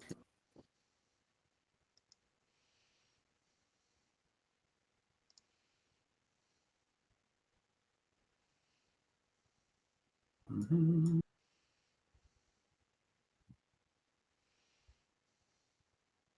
Oh, roll 20. I can't wait till I don't have to use you anymore. One day we will be back in the real world. Someday, properly back into the real world and out of this, cloth and stitch hellscape. I mean, out of the COVID quarantine. Is there a difference? Sometimes I'm not so sure. Mm. Okay, here we go.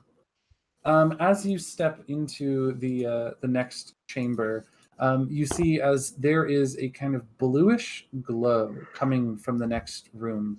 The chamber begins to wind and curve, much like a normal a cave would, but you begin to see seeping from the walls is gray clay, just kind of oozing in slow globs from the walls.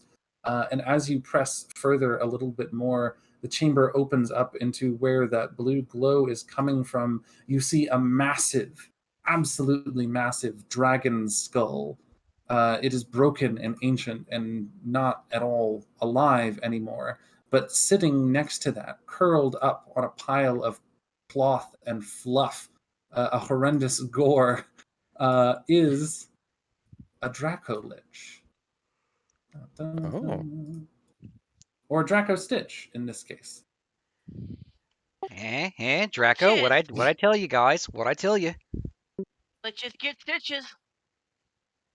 Give me just one more moment because there's another individual that you also see that is the token is doing the thing where it won't let me upload it, so I have to take it into Photoshop and then take it back out. And One. is I have a bad feeling about wherever this is gonna go. and this Draco Stitch is also fluff and puff, right? It is not. So it appears to be made like a somewhat horrendous arts and craft project. It is all popsicle sticks and what appears to be stretched hot glue. So Dear God, no. Yeah, So a preschooler made it. kind of. Not the hot glue. You know your crafts project has gone Mhm. awry.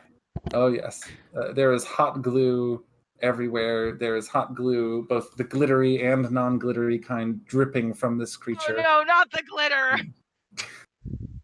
We are, Anything but the glitter! Run we the are- other way! we are all walking out of this like we came out of a pixie orgy. Give me just a moment here.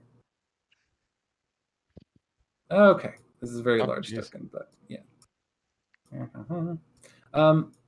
As you enter the room, you can see, kind of standing on the other side of the room, in a very relaxed, conversational tone, is a person that you have not seen before. They seem entirely unaffected by this fluff and puff arts and crafts magic that is affecting you all, and they look somewhat demonic. You see chains wrap around their arms. In fact, I'm just going to do this thing. Is this how do I do it again? Yeah.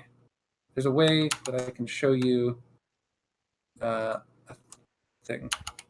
There we go. You can see they have chains spiked wrapped around their arms, and they are having a somewhat casual conversation with the Draco Stitch over here that you and your friends have suddenly interrupted. You see the individual on the right here who was just speaking Draconic a few moments ago, though you weren't able to hear exactly what the conversation was about. Pauses, looks at you all, and just says, "Well, well, well. I never thought I would see you again, alive. None of you. And those of you that I have not seen before, you're truly fools to have followed the others here." Well, I didn't have a lot of options on an island. Of Gropey. all the layers of hell to get sent to, you got sent to this one. It wasn't really Uh, my choice. Yes, it never is it?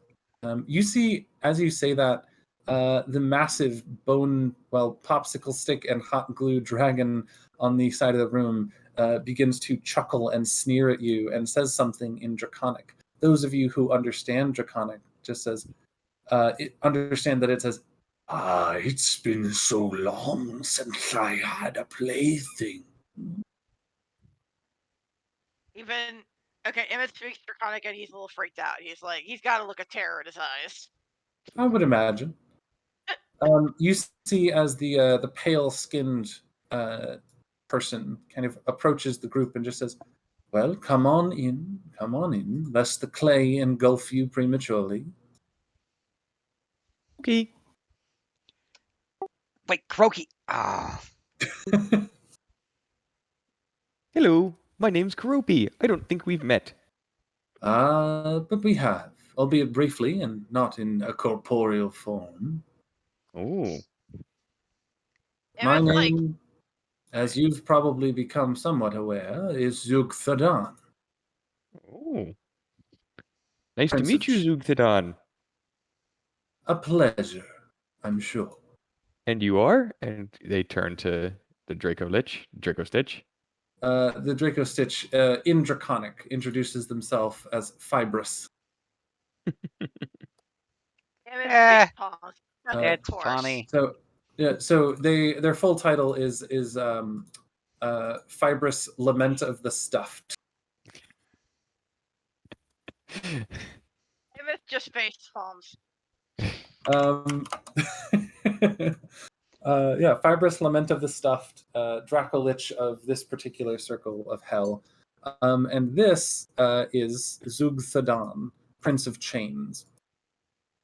Zugthadan looks around at the group and just says, "So what is the deal? Has Tucker Thranks sent you to kill me? has someone else sent you here to betray Tucker Thranks, if my spies are correct?" Well, you see, Tucker Thranks said specifically that he wants you to go back and so that he can talk to you himself. He specifically said to bring you back alive. So, Ah, there's why, that. that's awfully generous of him, and foolish, I would add. I mean, I'm not one to judge, but I felt like that was something we could accomplish. We try I not to do am any very undue good harm. at judging. What? He says, I am very good at judging. I would say that I am one to judge. And you see as he kind of whips out a length of chain in front of him, and it reconfigures the chains to form a pair of scales. Oh, like for contests? Yes. Yeah. Contest. What's your Um, favorite kind? I like Hmm. hopping distance. I'm so glad you asked. And he takes another step towards you. And he just says, would you care to find out exactly what type of contest I like? I mean, you can just tell me. He raises his right hand, and it becomes instantly engulfed in blue flame. I'd rather show you. I think I'd rather you tell me. Roll a persuasion check.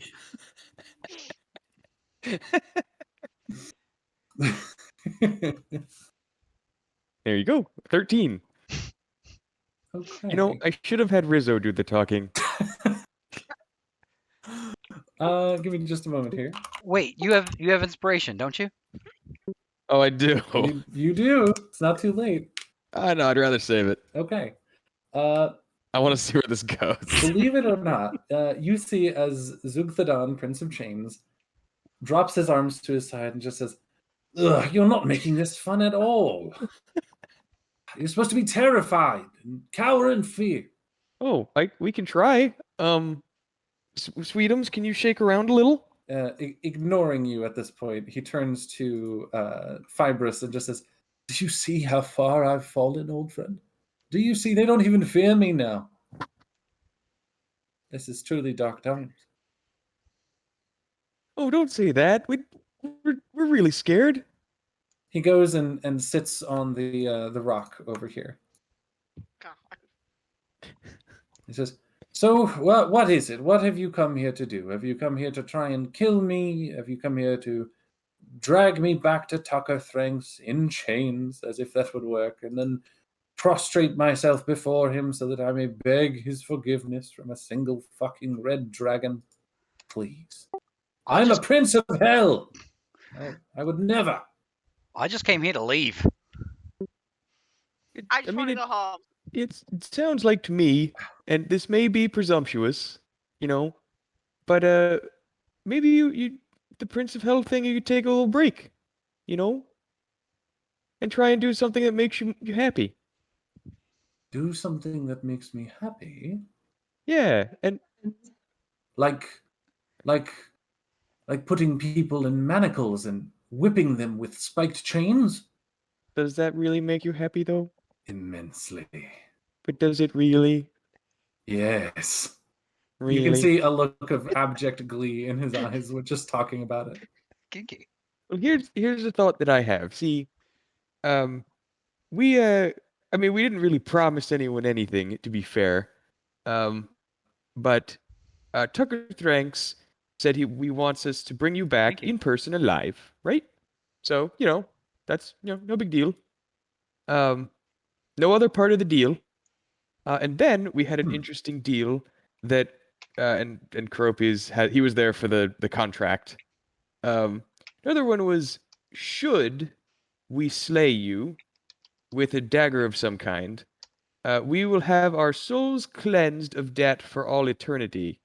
And it sounds like that's not something that I particularly, me or my friends, really care about too much. But I had thought, is that like a reset thing? Because he told us you wouldn't actually be dead. Because normally we wouldn't even, deal with that kind of thing. Frog Rider Riders and Frog Riders and Frog Rider Riders also. We really try to do a minimal amount of harm in our lives, so that we won't. He promised us that you wouldn't actually be like wiped from existence or anything. I don't know what happens. Is it like a vacation? So I just rolled an Arcana check for him, and he just says, may I see the dagger? If I can see it, I would be able to examine its properties more astutely. I am curious, who was it that gave you this dagger exactly? So Cropi will pat Sweetums on the head, because Sweetums has the dagger. I think Sweetums unfurls his tongue, and the dagger is sitting gingerly upon it. Yeah. And And it was given to us by Bregdrath, a nice gentleman. Breakdroth from accounting? I think From the so. tax department? he, he, he, he wants me to do... Oh, that old arsehole. Me and him Hell, go that's a way tax back. department. Oh, Shit, yes. LA. Oh, They were yes. they were very efficient, to be fair. Extremely. Oh, yes. Somebody has to add up all that suffering. You know? Yes, what actually happens to you if you get daggered? Well, let me take a look. And he takes a few steps forward and holds his hand out to, like, take the dagger from you. No, Amos is like, maybe don't give him the dagger. I mean, I'd say it's up to Sweetums. Well, I'm gonna say Sweetums is your mount, so I will leave it up to Adam to decide what is best for Sweetums to do. I think. Okay. Sweetums sort of croaks, kind of gives him the froggy eyes and croaks at him a little bit, and he lets him take it. Yeah. Okay. Zugthadan takes the dagger and kind of turns it over a few times in his hand, and he says, "Redroth gave you this to kill me?" Well, again, he said it wouldn't actually like Well, kill you dead, but yes. fair. That gives me a very interesting idea. Well, I like where this is going. You see a very, like, sickening smile kind of curls up Grinch-like on his face. And he just says, So let me tell you this, friend. And he pockets the dagger casually while turning back to sit on his rock. He says, I think that I would like to do the job myself, the job that I originally intended to do. You see, I am a prince of hell, but I want to be a king of hell, the king. And the only way to do that, if you know anything about hell, is with an army and with a war. So I wanted to have myself an army. Hence the city of what was it called? Not something.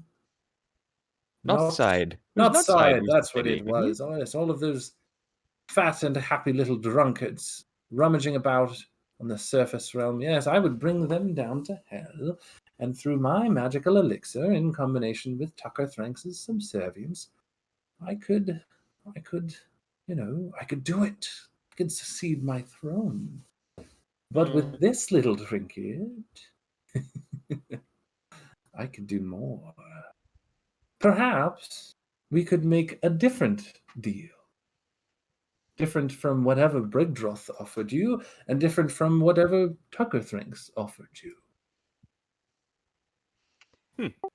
He takes a few steps back towards you, Kuropi, and he looks at the rest of you and just says, Now, before I offer this deal, I want to be clear I'm offering it to all of you.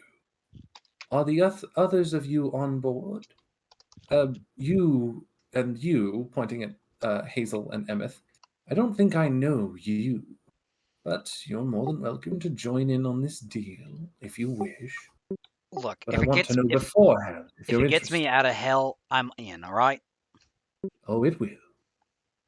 If it will get me out of hell as well, I'm interested. All right. And Pepper, I believe I spoke to you very briefly. I'm Yes. willing to forgive your transgression with Tucker Thranks. Just this once, if you agree to this deal. Rizzo says we need to hear the terms first. Right. So Adam, the tugs on Pepper's sleeve. Who's this Tucky guys you keep talking about? Yeah. Oh, I see. I'm just catching up on the thing. He kind of turns around and he's waving his hand and like telekinetically spinning the dagger on its point like a top, and he just says, "What I would like you to do." And then with a flick of his wrist, the dagger flies across the room and stabs into the bony face of Fibrous. Fibrous, instantly becomes a glob of white light and is sucked into the dagger, which clatters to the ground. Oh. He Neat. walks over, picks it up, and just says, "What I would like you to do is to return to Hell's tax office, walk up to Bregdroth, and say, 'Yes, yes, I've brought you the soul of that horrible, horrible man, Zugthadan.' And then, when he reaches for it, and then he throws the dagger right at your feet, Karopi. He says, 'I want you to stab him with it.'" Hmm. And then you leave it right in his desk. Do you understand me? Well, I understand, but you're asking me to lie. And murder, yes. Well, in a sense. I don't want to lie. That's not what friends do. Bregdroth offered you immortality. Could I offer you perhaps something even better? If you do this for me, not only as the new king of hell, which I would surely become, I would also be the president of the tax office. I would offer you what Bregdroth offered you, and more. Yes, I would give you the magical power of creation. And he gestures in the direction of Fibrous and where he was just a moment ago.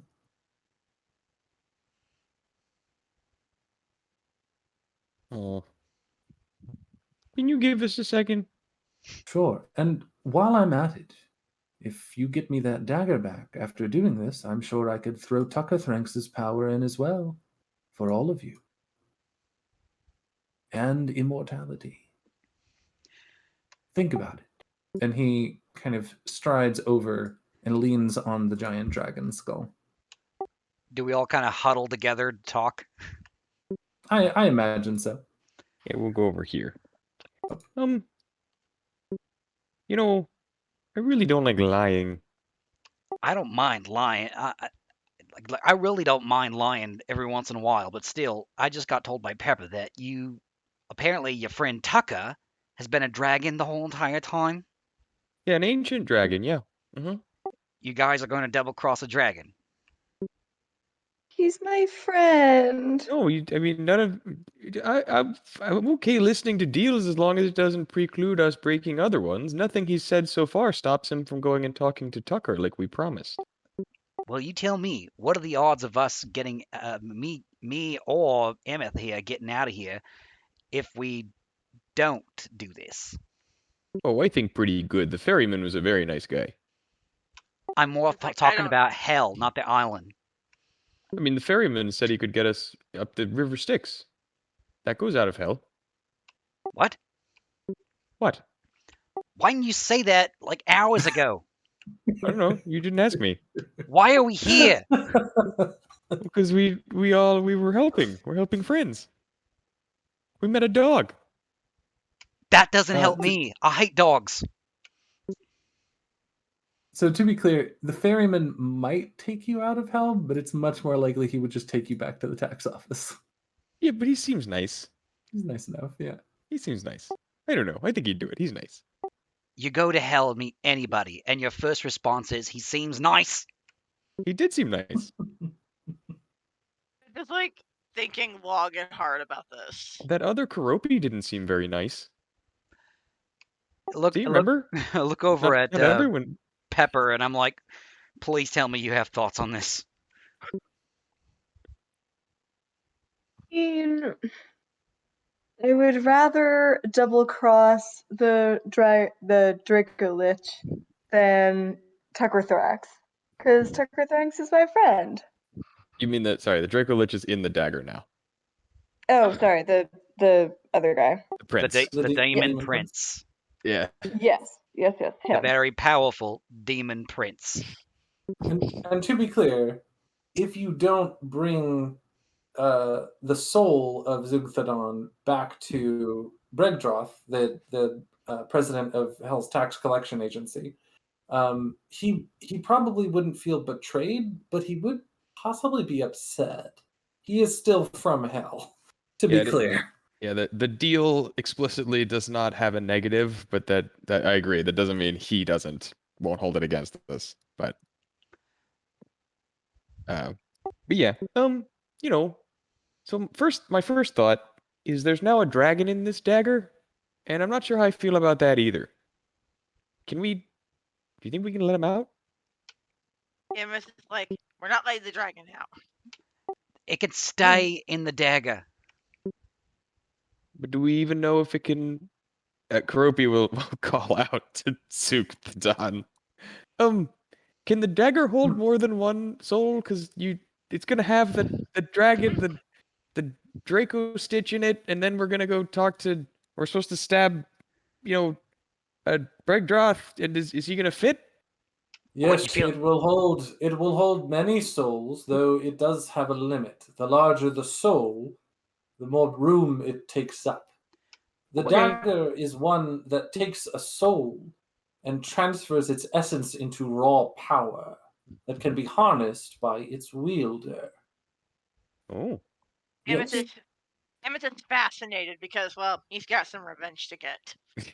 it can hold up to 6 mortal souls or fewer immortal souls. At this point, with fibrous inside of it, it would hold, I believe, 4 more. 4 more mortal souls or 4 more immortal souls? 4 more mortal souls. But If you were to stab Bregdroth being as powerful a demon as he is, and current president of the Hell Tax Collection Agency, 2, possibly 3 mortal souls worth. okay, thank you.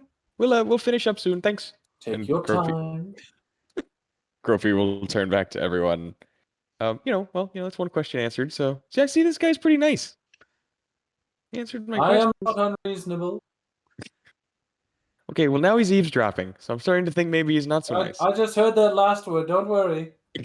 It was just the last thing that I heard. I As a can't group, hear any we more. all huddle together. We all scooch a little further away.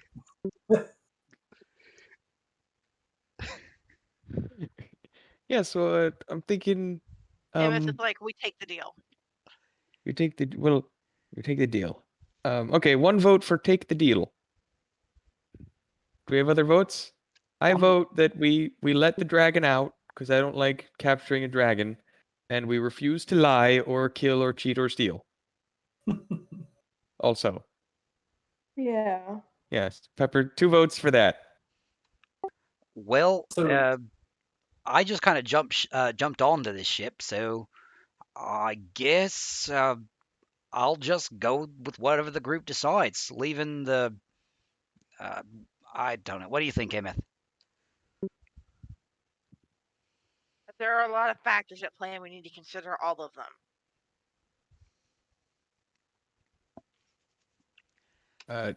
Karopi will pat Sweetums and collect the dagger from him and sort of inspect it to see if he can figure out, hopefully without doing it accidentally, how to let the dragon out.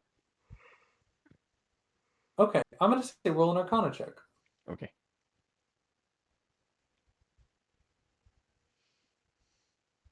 Yeah, pretty good. Okay. I think you look closely at the dagger, kind of for the first time.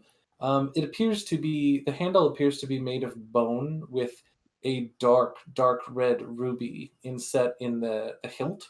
The pommel you can see is a black onyx gem that is sharpened to a very fine point, and then the blade itself is made of what appears to be pure obsidian that has been perfectly polished into 2 smooth arcs that converge at a point on the top. You guess that perhaps by channeling a little bit of, magic energy into the ruby, you might be able to free the dragon inside.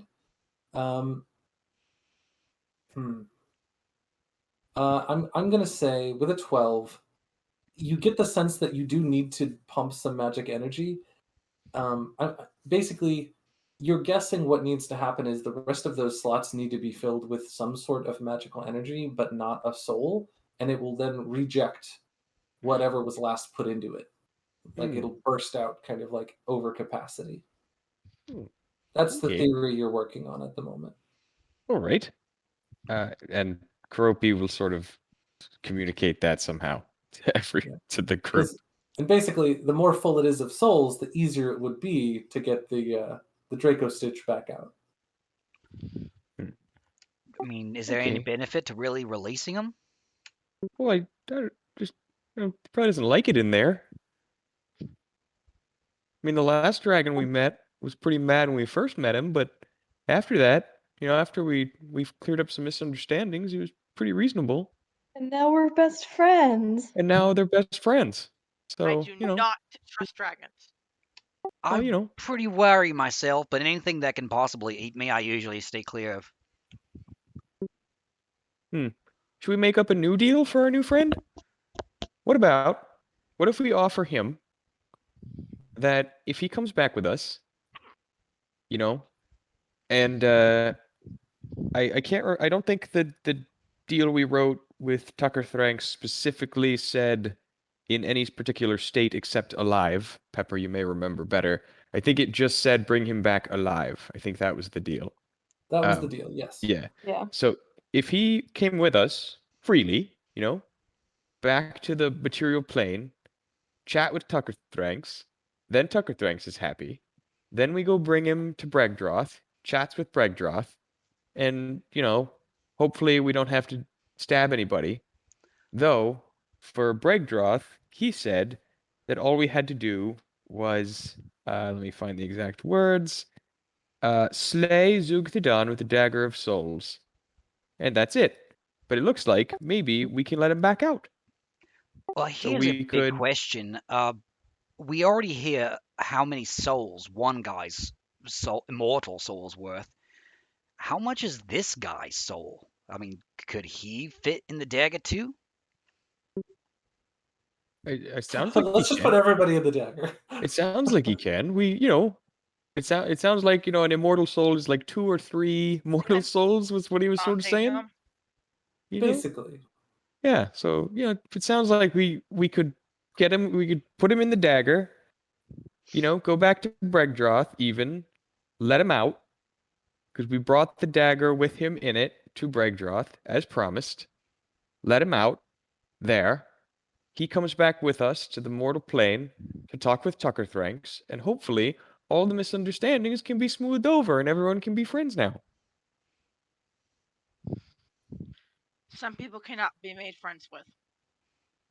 I found that to be not the case most of the time, though. If I had to guess, I'd say Pepper would disagree with you. I think as you all are discussing things, you begin to feel a bit of a rumble around the cave. And you hear the voice of Zugthadan just call out, I know I said take your time, but I can't imagine that this particular plane is too happy about its creator ceasing to exist currently. Oh. Okay, well, let's let him out. Karopi is gonna cast a spell at the dagger. What spell do you cast into the ruby? Cast something nice. Oh, I know. We'll cast Healing Spirit. Yes. Level 2 spell slot. Healing Spirit. Okay, gotcha. Wait, you can heal people? Yeah. He's kind of just staring at him with all his bumps and bruises. I asked you before. I did. Yes. You cast Healing Spirit, and you rather than channeling kind of a general area like you would generally, you channel the magic of the spell directly into the ruby of the dagger. And as you do that, you see, random yawn.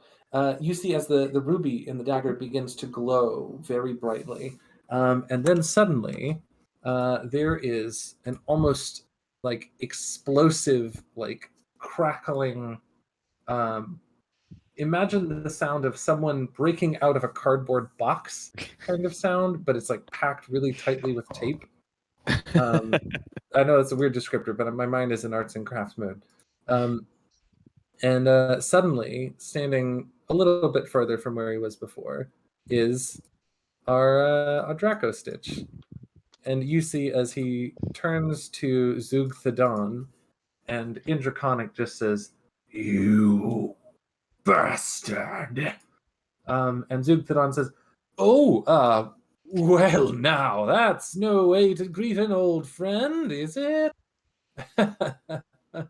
And the you see as Fibrous starts to lean backwards to release some sort of breath attack at Zugthadon. Zugthadon, however, whips his arms forward, chains wrap around the neck of the Draco Stitch, and begins to pull him down towards the ground. You see as Zugthadon just says, "No, this is not how this was supposed to go. This is not part of the deal. This is not part of any deal. What do you think you've done?"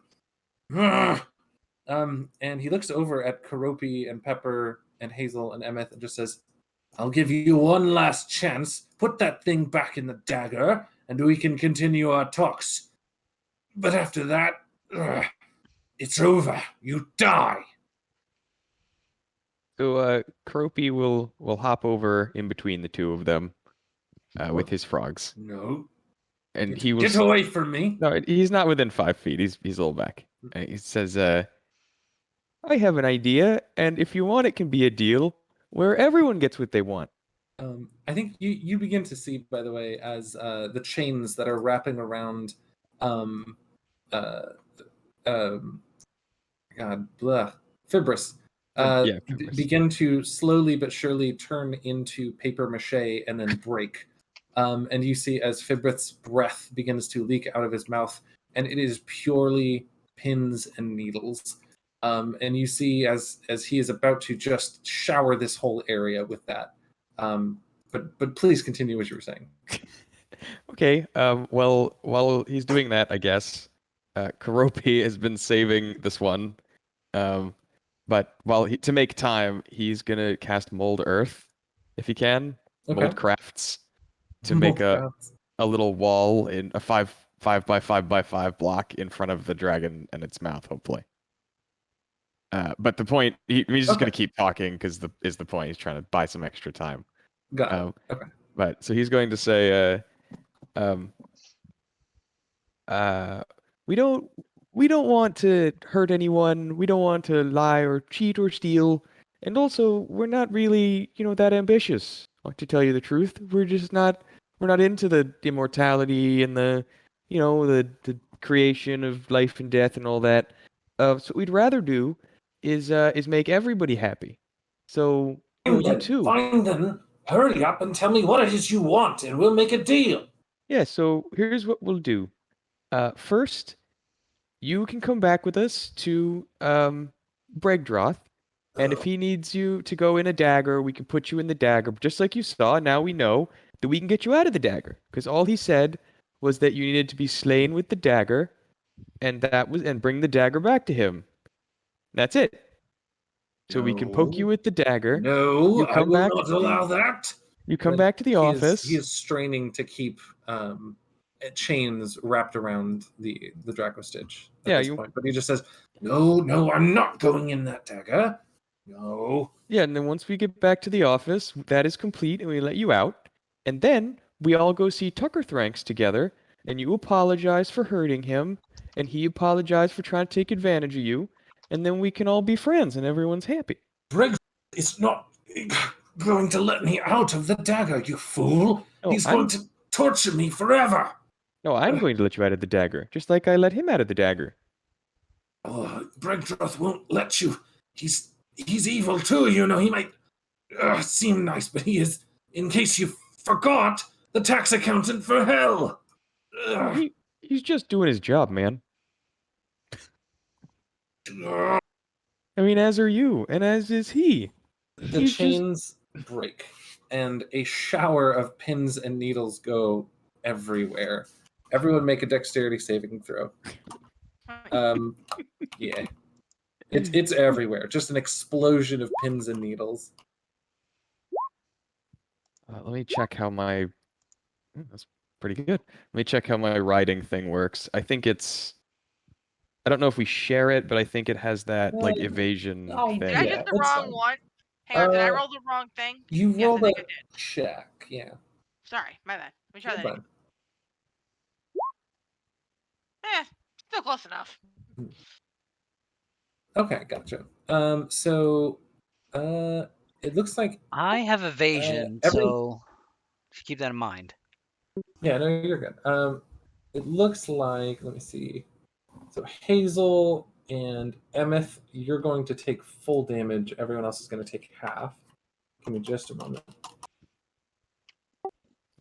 Well, with evasion, does that mean I take half? Or wait, Uh, instead I take no damage if succeeded. Sorry, If and you only succeed, half if I yeah. fail. Correct. So, or no, I think you take full damage if you fail, but or wait, no, you can take half from sources you see, right? Yeah. Right. Unless, isn't that a rogue thing? It or says something? here when you're subjected to an effect that allows you to make a dexterity saving throw to take only half damage. If you instead take Okay, no got it. damage if you succeed on the saving throw, Okay. and only half if you Well, fail. Give me just a moment here. And then Um, I have mounted combatant. So my frogs, well, at least Sweetums shouldn't take any. Gotcha. Yeah. So the full damage would be 24 points of piercing damage as a shower of pins Jeez. and needles goes everywhere. Half would be 12.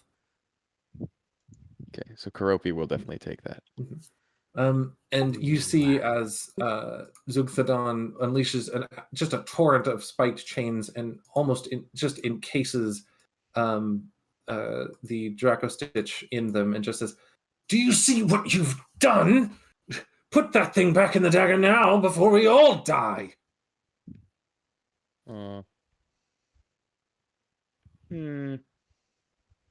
I don't really Okay, like the way fine. everyone... What? You want me to go with you? Fine. That's the only other option besides us all dying. But do you have a suggestion for how we get out of here without dying, aside from putting that thing in the dagger? What does he want? To kill us! Yeah, but what else does he want? Probably to be left alone. I mean, probably, yeah. He's got that nice dog downstairs. When was the last time he played catch with his big dog? You see as his pinky finger twitches and like a dozen chains shoot up from the ground and wrap around you. And he just says, "I am done discussing. You either put him in the dagger or we all die. Get him back out later for all I care, but once I am not here." All right. He'll pat Sweetums, and Sweetums will, I guess, yeah, he'll lunge. I think Sweetums will just go for it. He'll lunge for with the dagger in his mouth. Will lunge for Draco Stitch. Fibrous. Okay, gotcha. Fibrous is once again absorbed into the dagger and disappears. And you see as Bregdroth falls to his knees, dozens of chains littering the area just fall limp and disintegrate. And he just says, You fool, you nearly got us all killed. Why would you do that? I'm willing to endanger my lives for making all my friends happy. You nearly got your friends killed too. Listen, what is it that you want? Either Right. give me back the dagger, or tell me what you want. Well, you already said you'd come with us. He rolls his eyes and sneers and just says, "Fine, but I won't like it." Well, maybe you'll grow to like it. Maybe you'll have a good time. And maybe I'll kill you first. I mean, maybe. Gropey, don't push your luck.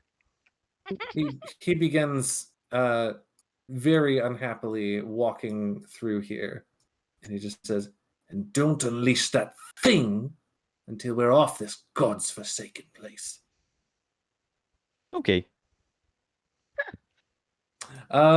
All right, and I think as you all begin to walk back towards the entrance to the cavern, that's where we're going to end for tonight. Sounds great. Jeez. I mean, I was ready to take the dagger and try to put them both into it. I was holding back laughter constantly for that entire scene. I was just trying Nice. not to bust out laughing. I couldn't help it. And I mean, any of you could have totally run up and grabbed the dagger and like done whatever, and it would have Not been while fine. it was I in your just- frog's mouth. yeah, I guess that's true. Just like, or like, Hey. yeah, it just, it was so much fun. I don't know. No, it was good, and everyone was able to kind of, I feel like in some small part, I think Pepper was a little quiet at the end there, but most of y'all were able to get a little bit of a word in. Well, she was Pepper was giving me plenty of notices and hand signs and Oh, things on gotcha, my gotcha. end. Yeah. Okay, cool, good to know. I was a little worried that something had gone wrong there technologically Oh, wise, but no. okay, good. All right. Well, so after every D&D session I run, I like to ask people what their favorite and least favorite parts were. Least favorite, just for the purposes of constructive criticism. Um, I would say my favorite part was really the imaginative world building that you did. Like that was you're arguably one of the most imaginative DMs that I've seen before. Oh, thank you. I really appreciate that. I guess I would like more opportunities to sprinkle little bits of his backstory in there because it's kind of tragic and it kind of explains some of his actions. Gotcha. Understood. I think with the format that we're doing, just to explain a little bit of kind of why it had I guess the pacing that it did. Yeah, no. Because it's a public game, it's a little bit more, focused on the plot because we have a rotating cast of Oh, characters. of course, I totally get that. Yeah, Totally get that. but I do like, the little moments like that you had role play wise that were like, oh, this was my wife's bow, the string broke. That's I like that. That's very good. And I'm gonna say actually, everyone take another point. All of you take another point of inspiration for really awesome role play tonight. Seriously. Double This Did was you do, like, fired. inspiration? Yeah, I'm Did you- letting it stack. This was Do you oh, go How ahead. do you do inspiration on D&D Beyond? You click. There's actually a white box to the left of your health Oh, that's okay. blank, and if you click it, a little sun pops up into Oh, it. okay. Yeah. And that means you have one inspiration. Yes, that's a DM inspiration. The DM has Oh, given you a special little, like a luck point, basically. Hey, Yeah. but that was cool. Thank you. I had a really good time tonight. Good. I'm so glad. Did you have any like? You said the more. Yeah, I gotcha. Well, that Um, and she is really good at adding sometimes involving your backstory. I have my main character, Madrash. These guys have met him. Yeah. She actually managed to squeeze a little bit of that backstory in without even realizing it. Kind of, yeah. I had an inkling of what was going on, and I sort of tried to shape it a little bit to fit that a bit better. In terms of like, I had an inkling of what your backstory might, like how it might interact with a thing that was going on, but it was very serendipitous too. That your backstory just happened to involve a lot of the creatures that we were interacting with. So, but yeah, thank you. Any other favorites, least favorites? I had an absolute blast. I mean, clearly, I mean, Oh, you guys yeah. probably saw that I was having so much fun on this Y'all one. heard me laughing. Rainbow Connection was epic. That Yes! was above and beyond. Wait, which one? Rainbow Connection. The song. Oh, yeah, Yeah. that was so Yeah. good. I think that was one of my favorite parts. It I was. told Probably it- my favorite. I told an outside friend about the Rainbow Connection thing, and she's like, I would die for that for a hobby. It's Yeah, I love Kuropi. It's so good. I love that the whole quest, this entire quest has been like person after person being like, if you do this horrible thing, and Kuropi being like, can we do it but not horrible? I don't think I want to do a horrible thing, but I will accept the non-horrible parts of the deal. Just over and over, and I love it. Yeah. So I just had an absolute blast this time. I can't even. Good. So much I liked. So much. I loved the world.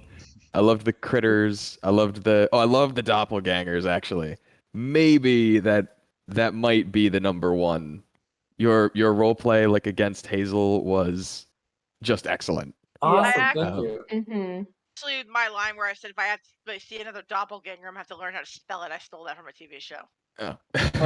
Hey, it's still a good line. Let's see. But yeah, thank you so much. You happen to pick an accent that I am particularly good at, which is like an Australian accent. So yeah, it was like, oh, this is a great opportunity. Yeah, that was a So lovely duet. Was the yay, and that yeah, great? great role play on your part too, Yeah. Spicy Adam.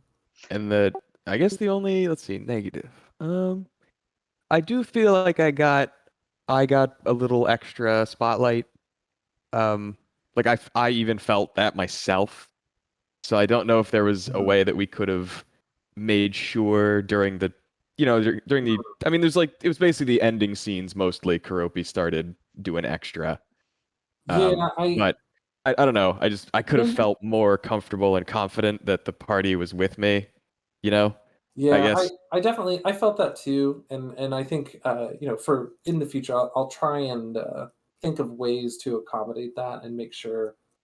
I tried to kind of do a little bit of that. I had Zugtharon just kind of go, I need you three in Yeah. as well, and Yeah. and I think what I didn't factor in was the fact that technically and also kind of literally, uh, Hazel and Emeth are not at all familiar with the other deals that were made. Yeah. And so Yeah, that was they are something that I just didn't along for fully the factor in. ride.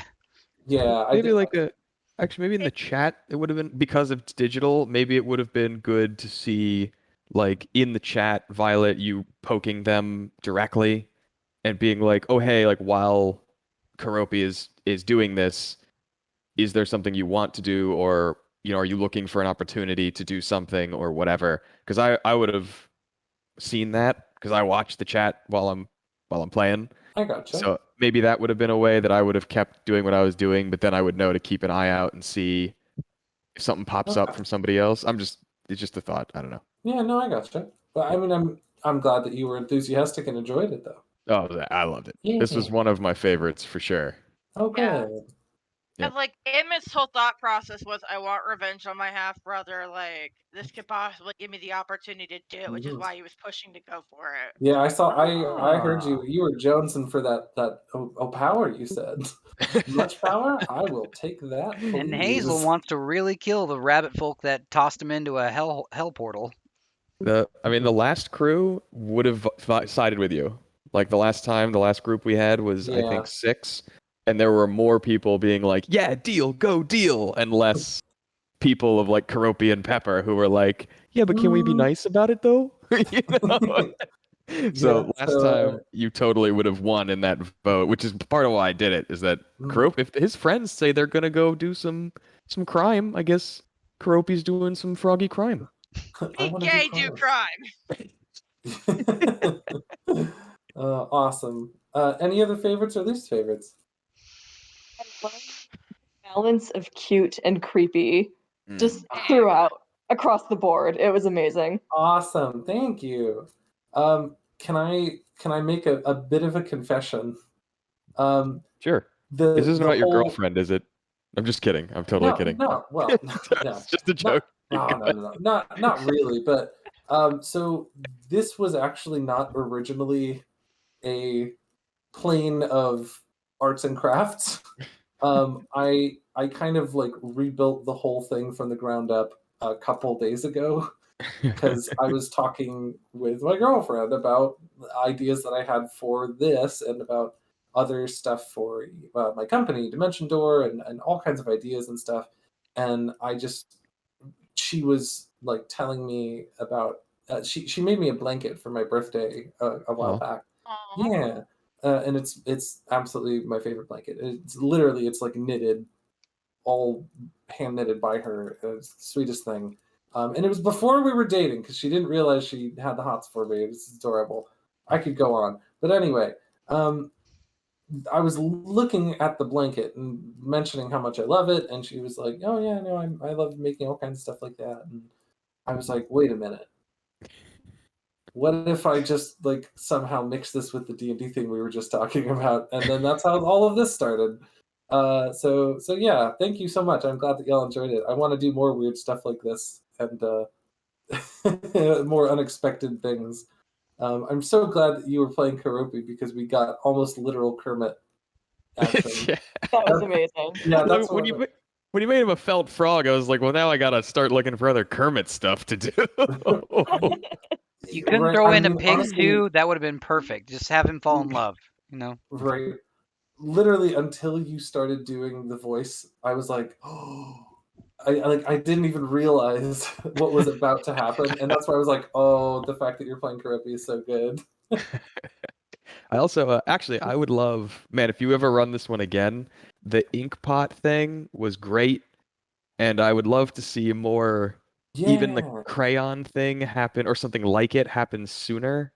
Like when you pulled out the ink pot, I was gonna be like, he's gonna draw a smile on Karopi's face, like on the fake Oh, Karopi. that would have been Like so he's gonna cool. put a happy face on him, and then he won't want to fight anymore, and he'll be nice. Yeah, because So, like I was like, oh man, this like that idea like has so much merit here. yeah. And if Well, I had that's thought kind of of one that, that thing. would have been great too. Because I have a quill also in my inventory, but Yeah, I could only think at the time to just take the ink and pour it on its head. no, it's great. And then when Yeah, Violet, when you said when it doesn't look like Karopi anymore, it just struck me that I was like, oh my god, we could have been messing with like everything that's we saw. yeah. So I think you're right. Next time I run this, I think I really like this so much. I think I'm going to turn this into a more full, proper one-shot kind of module. Hmm. Because I really like this so much, and I think what I might do is definitely introduce something like that earlier. Because absolutely, there was many opportunities that y'all really just hadn't been made aware of to like learn the rules of this world. And Yeah, I kind of tried to hint at that a little bit when Hazel tried. I said that Hazel had tried to make a fire, but it yeah, turned out it just became cloth. yeah, yeah. And so the rules of this plane being very very different. Yeah, I don't know. It could have gone a lot of ways, but I really loved the ink pot idea. That was really good, and Like I'm glad that you did that. one of those wacky inflatable floating arm guys. Yeah. Oh my I don't know, gosh. like if there was a wall in your way, like a boulder in your way, could you draw a face on it and then it would like come to life, So right? Or like kind stuff of. like That's that. easier the way you make a golem. Yeah. Yeah. So the way that I have this plane set up, that crayon is magical, but only in the sense that it never shortens or runs out of wax to draw with. Hmm. But I'm imagining that once it leaves this place, it will also be magical in the sense that you can, with limited use, now that it's out of the plane, use it to draw things to life. Yeah. Ah. So, like, if you find a teapot, you could draw a face on it, and it suddenly becomes an anthropomorphized talking teapot. Stuff like that, and through the power of this plane kind of channeling through it, right? I got to get my hands on So, some more ink while I'm in this place. but yeah, like I had a total brainwave, and I was like, oh my gosh, this would have so many different effects on different things. Because I was like, if fire just can happen normally, well, then this whole place would have burned down a long time ago. So it couldn't possibly exist in the way that we're expecting, you know. And so I honestly I kind of wrote out to myself a little list of like rules of the plane that I'm like trying to adhere to whenever I make decisions about what y'all do.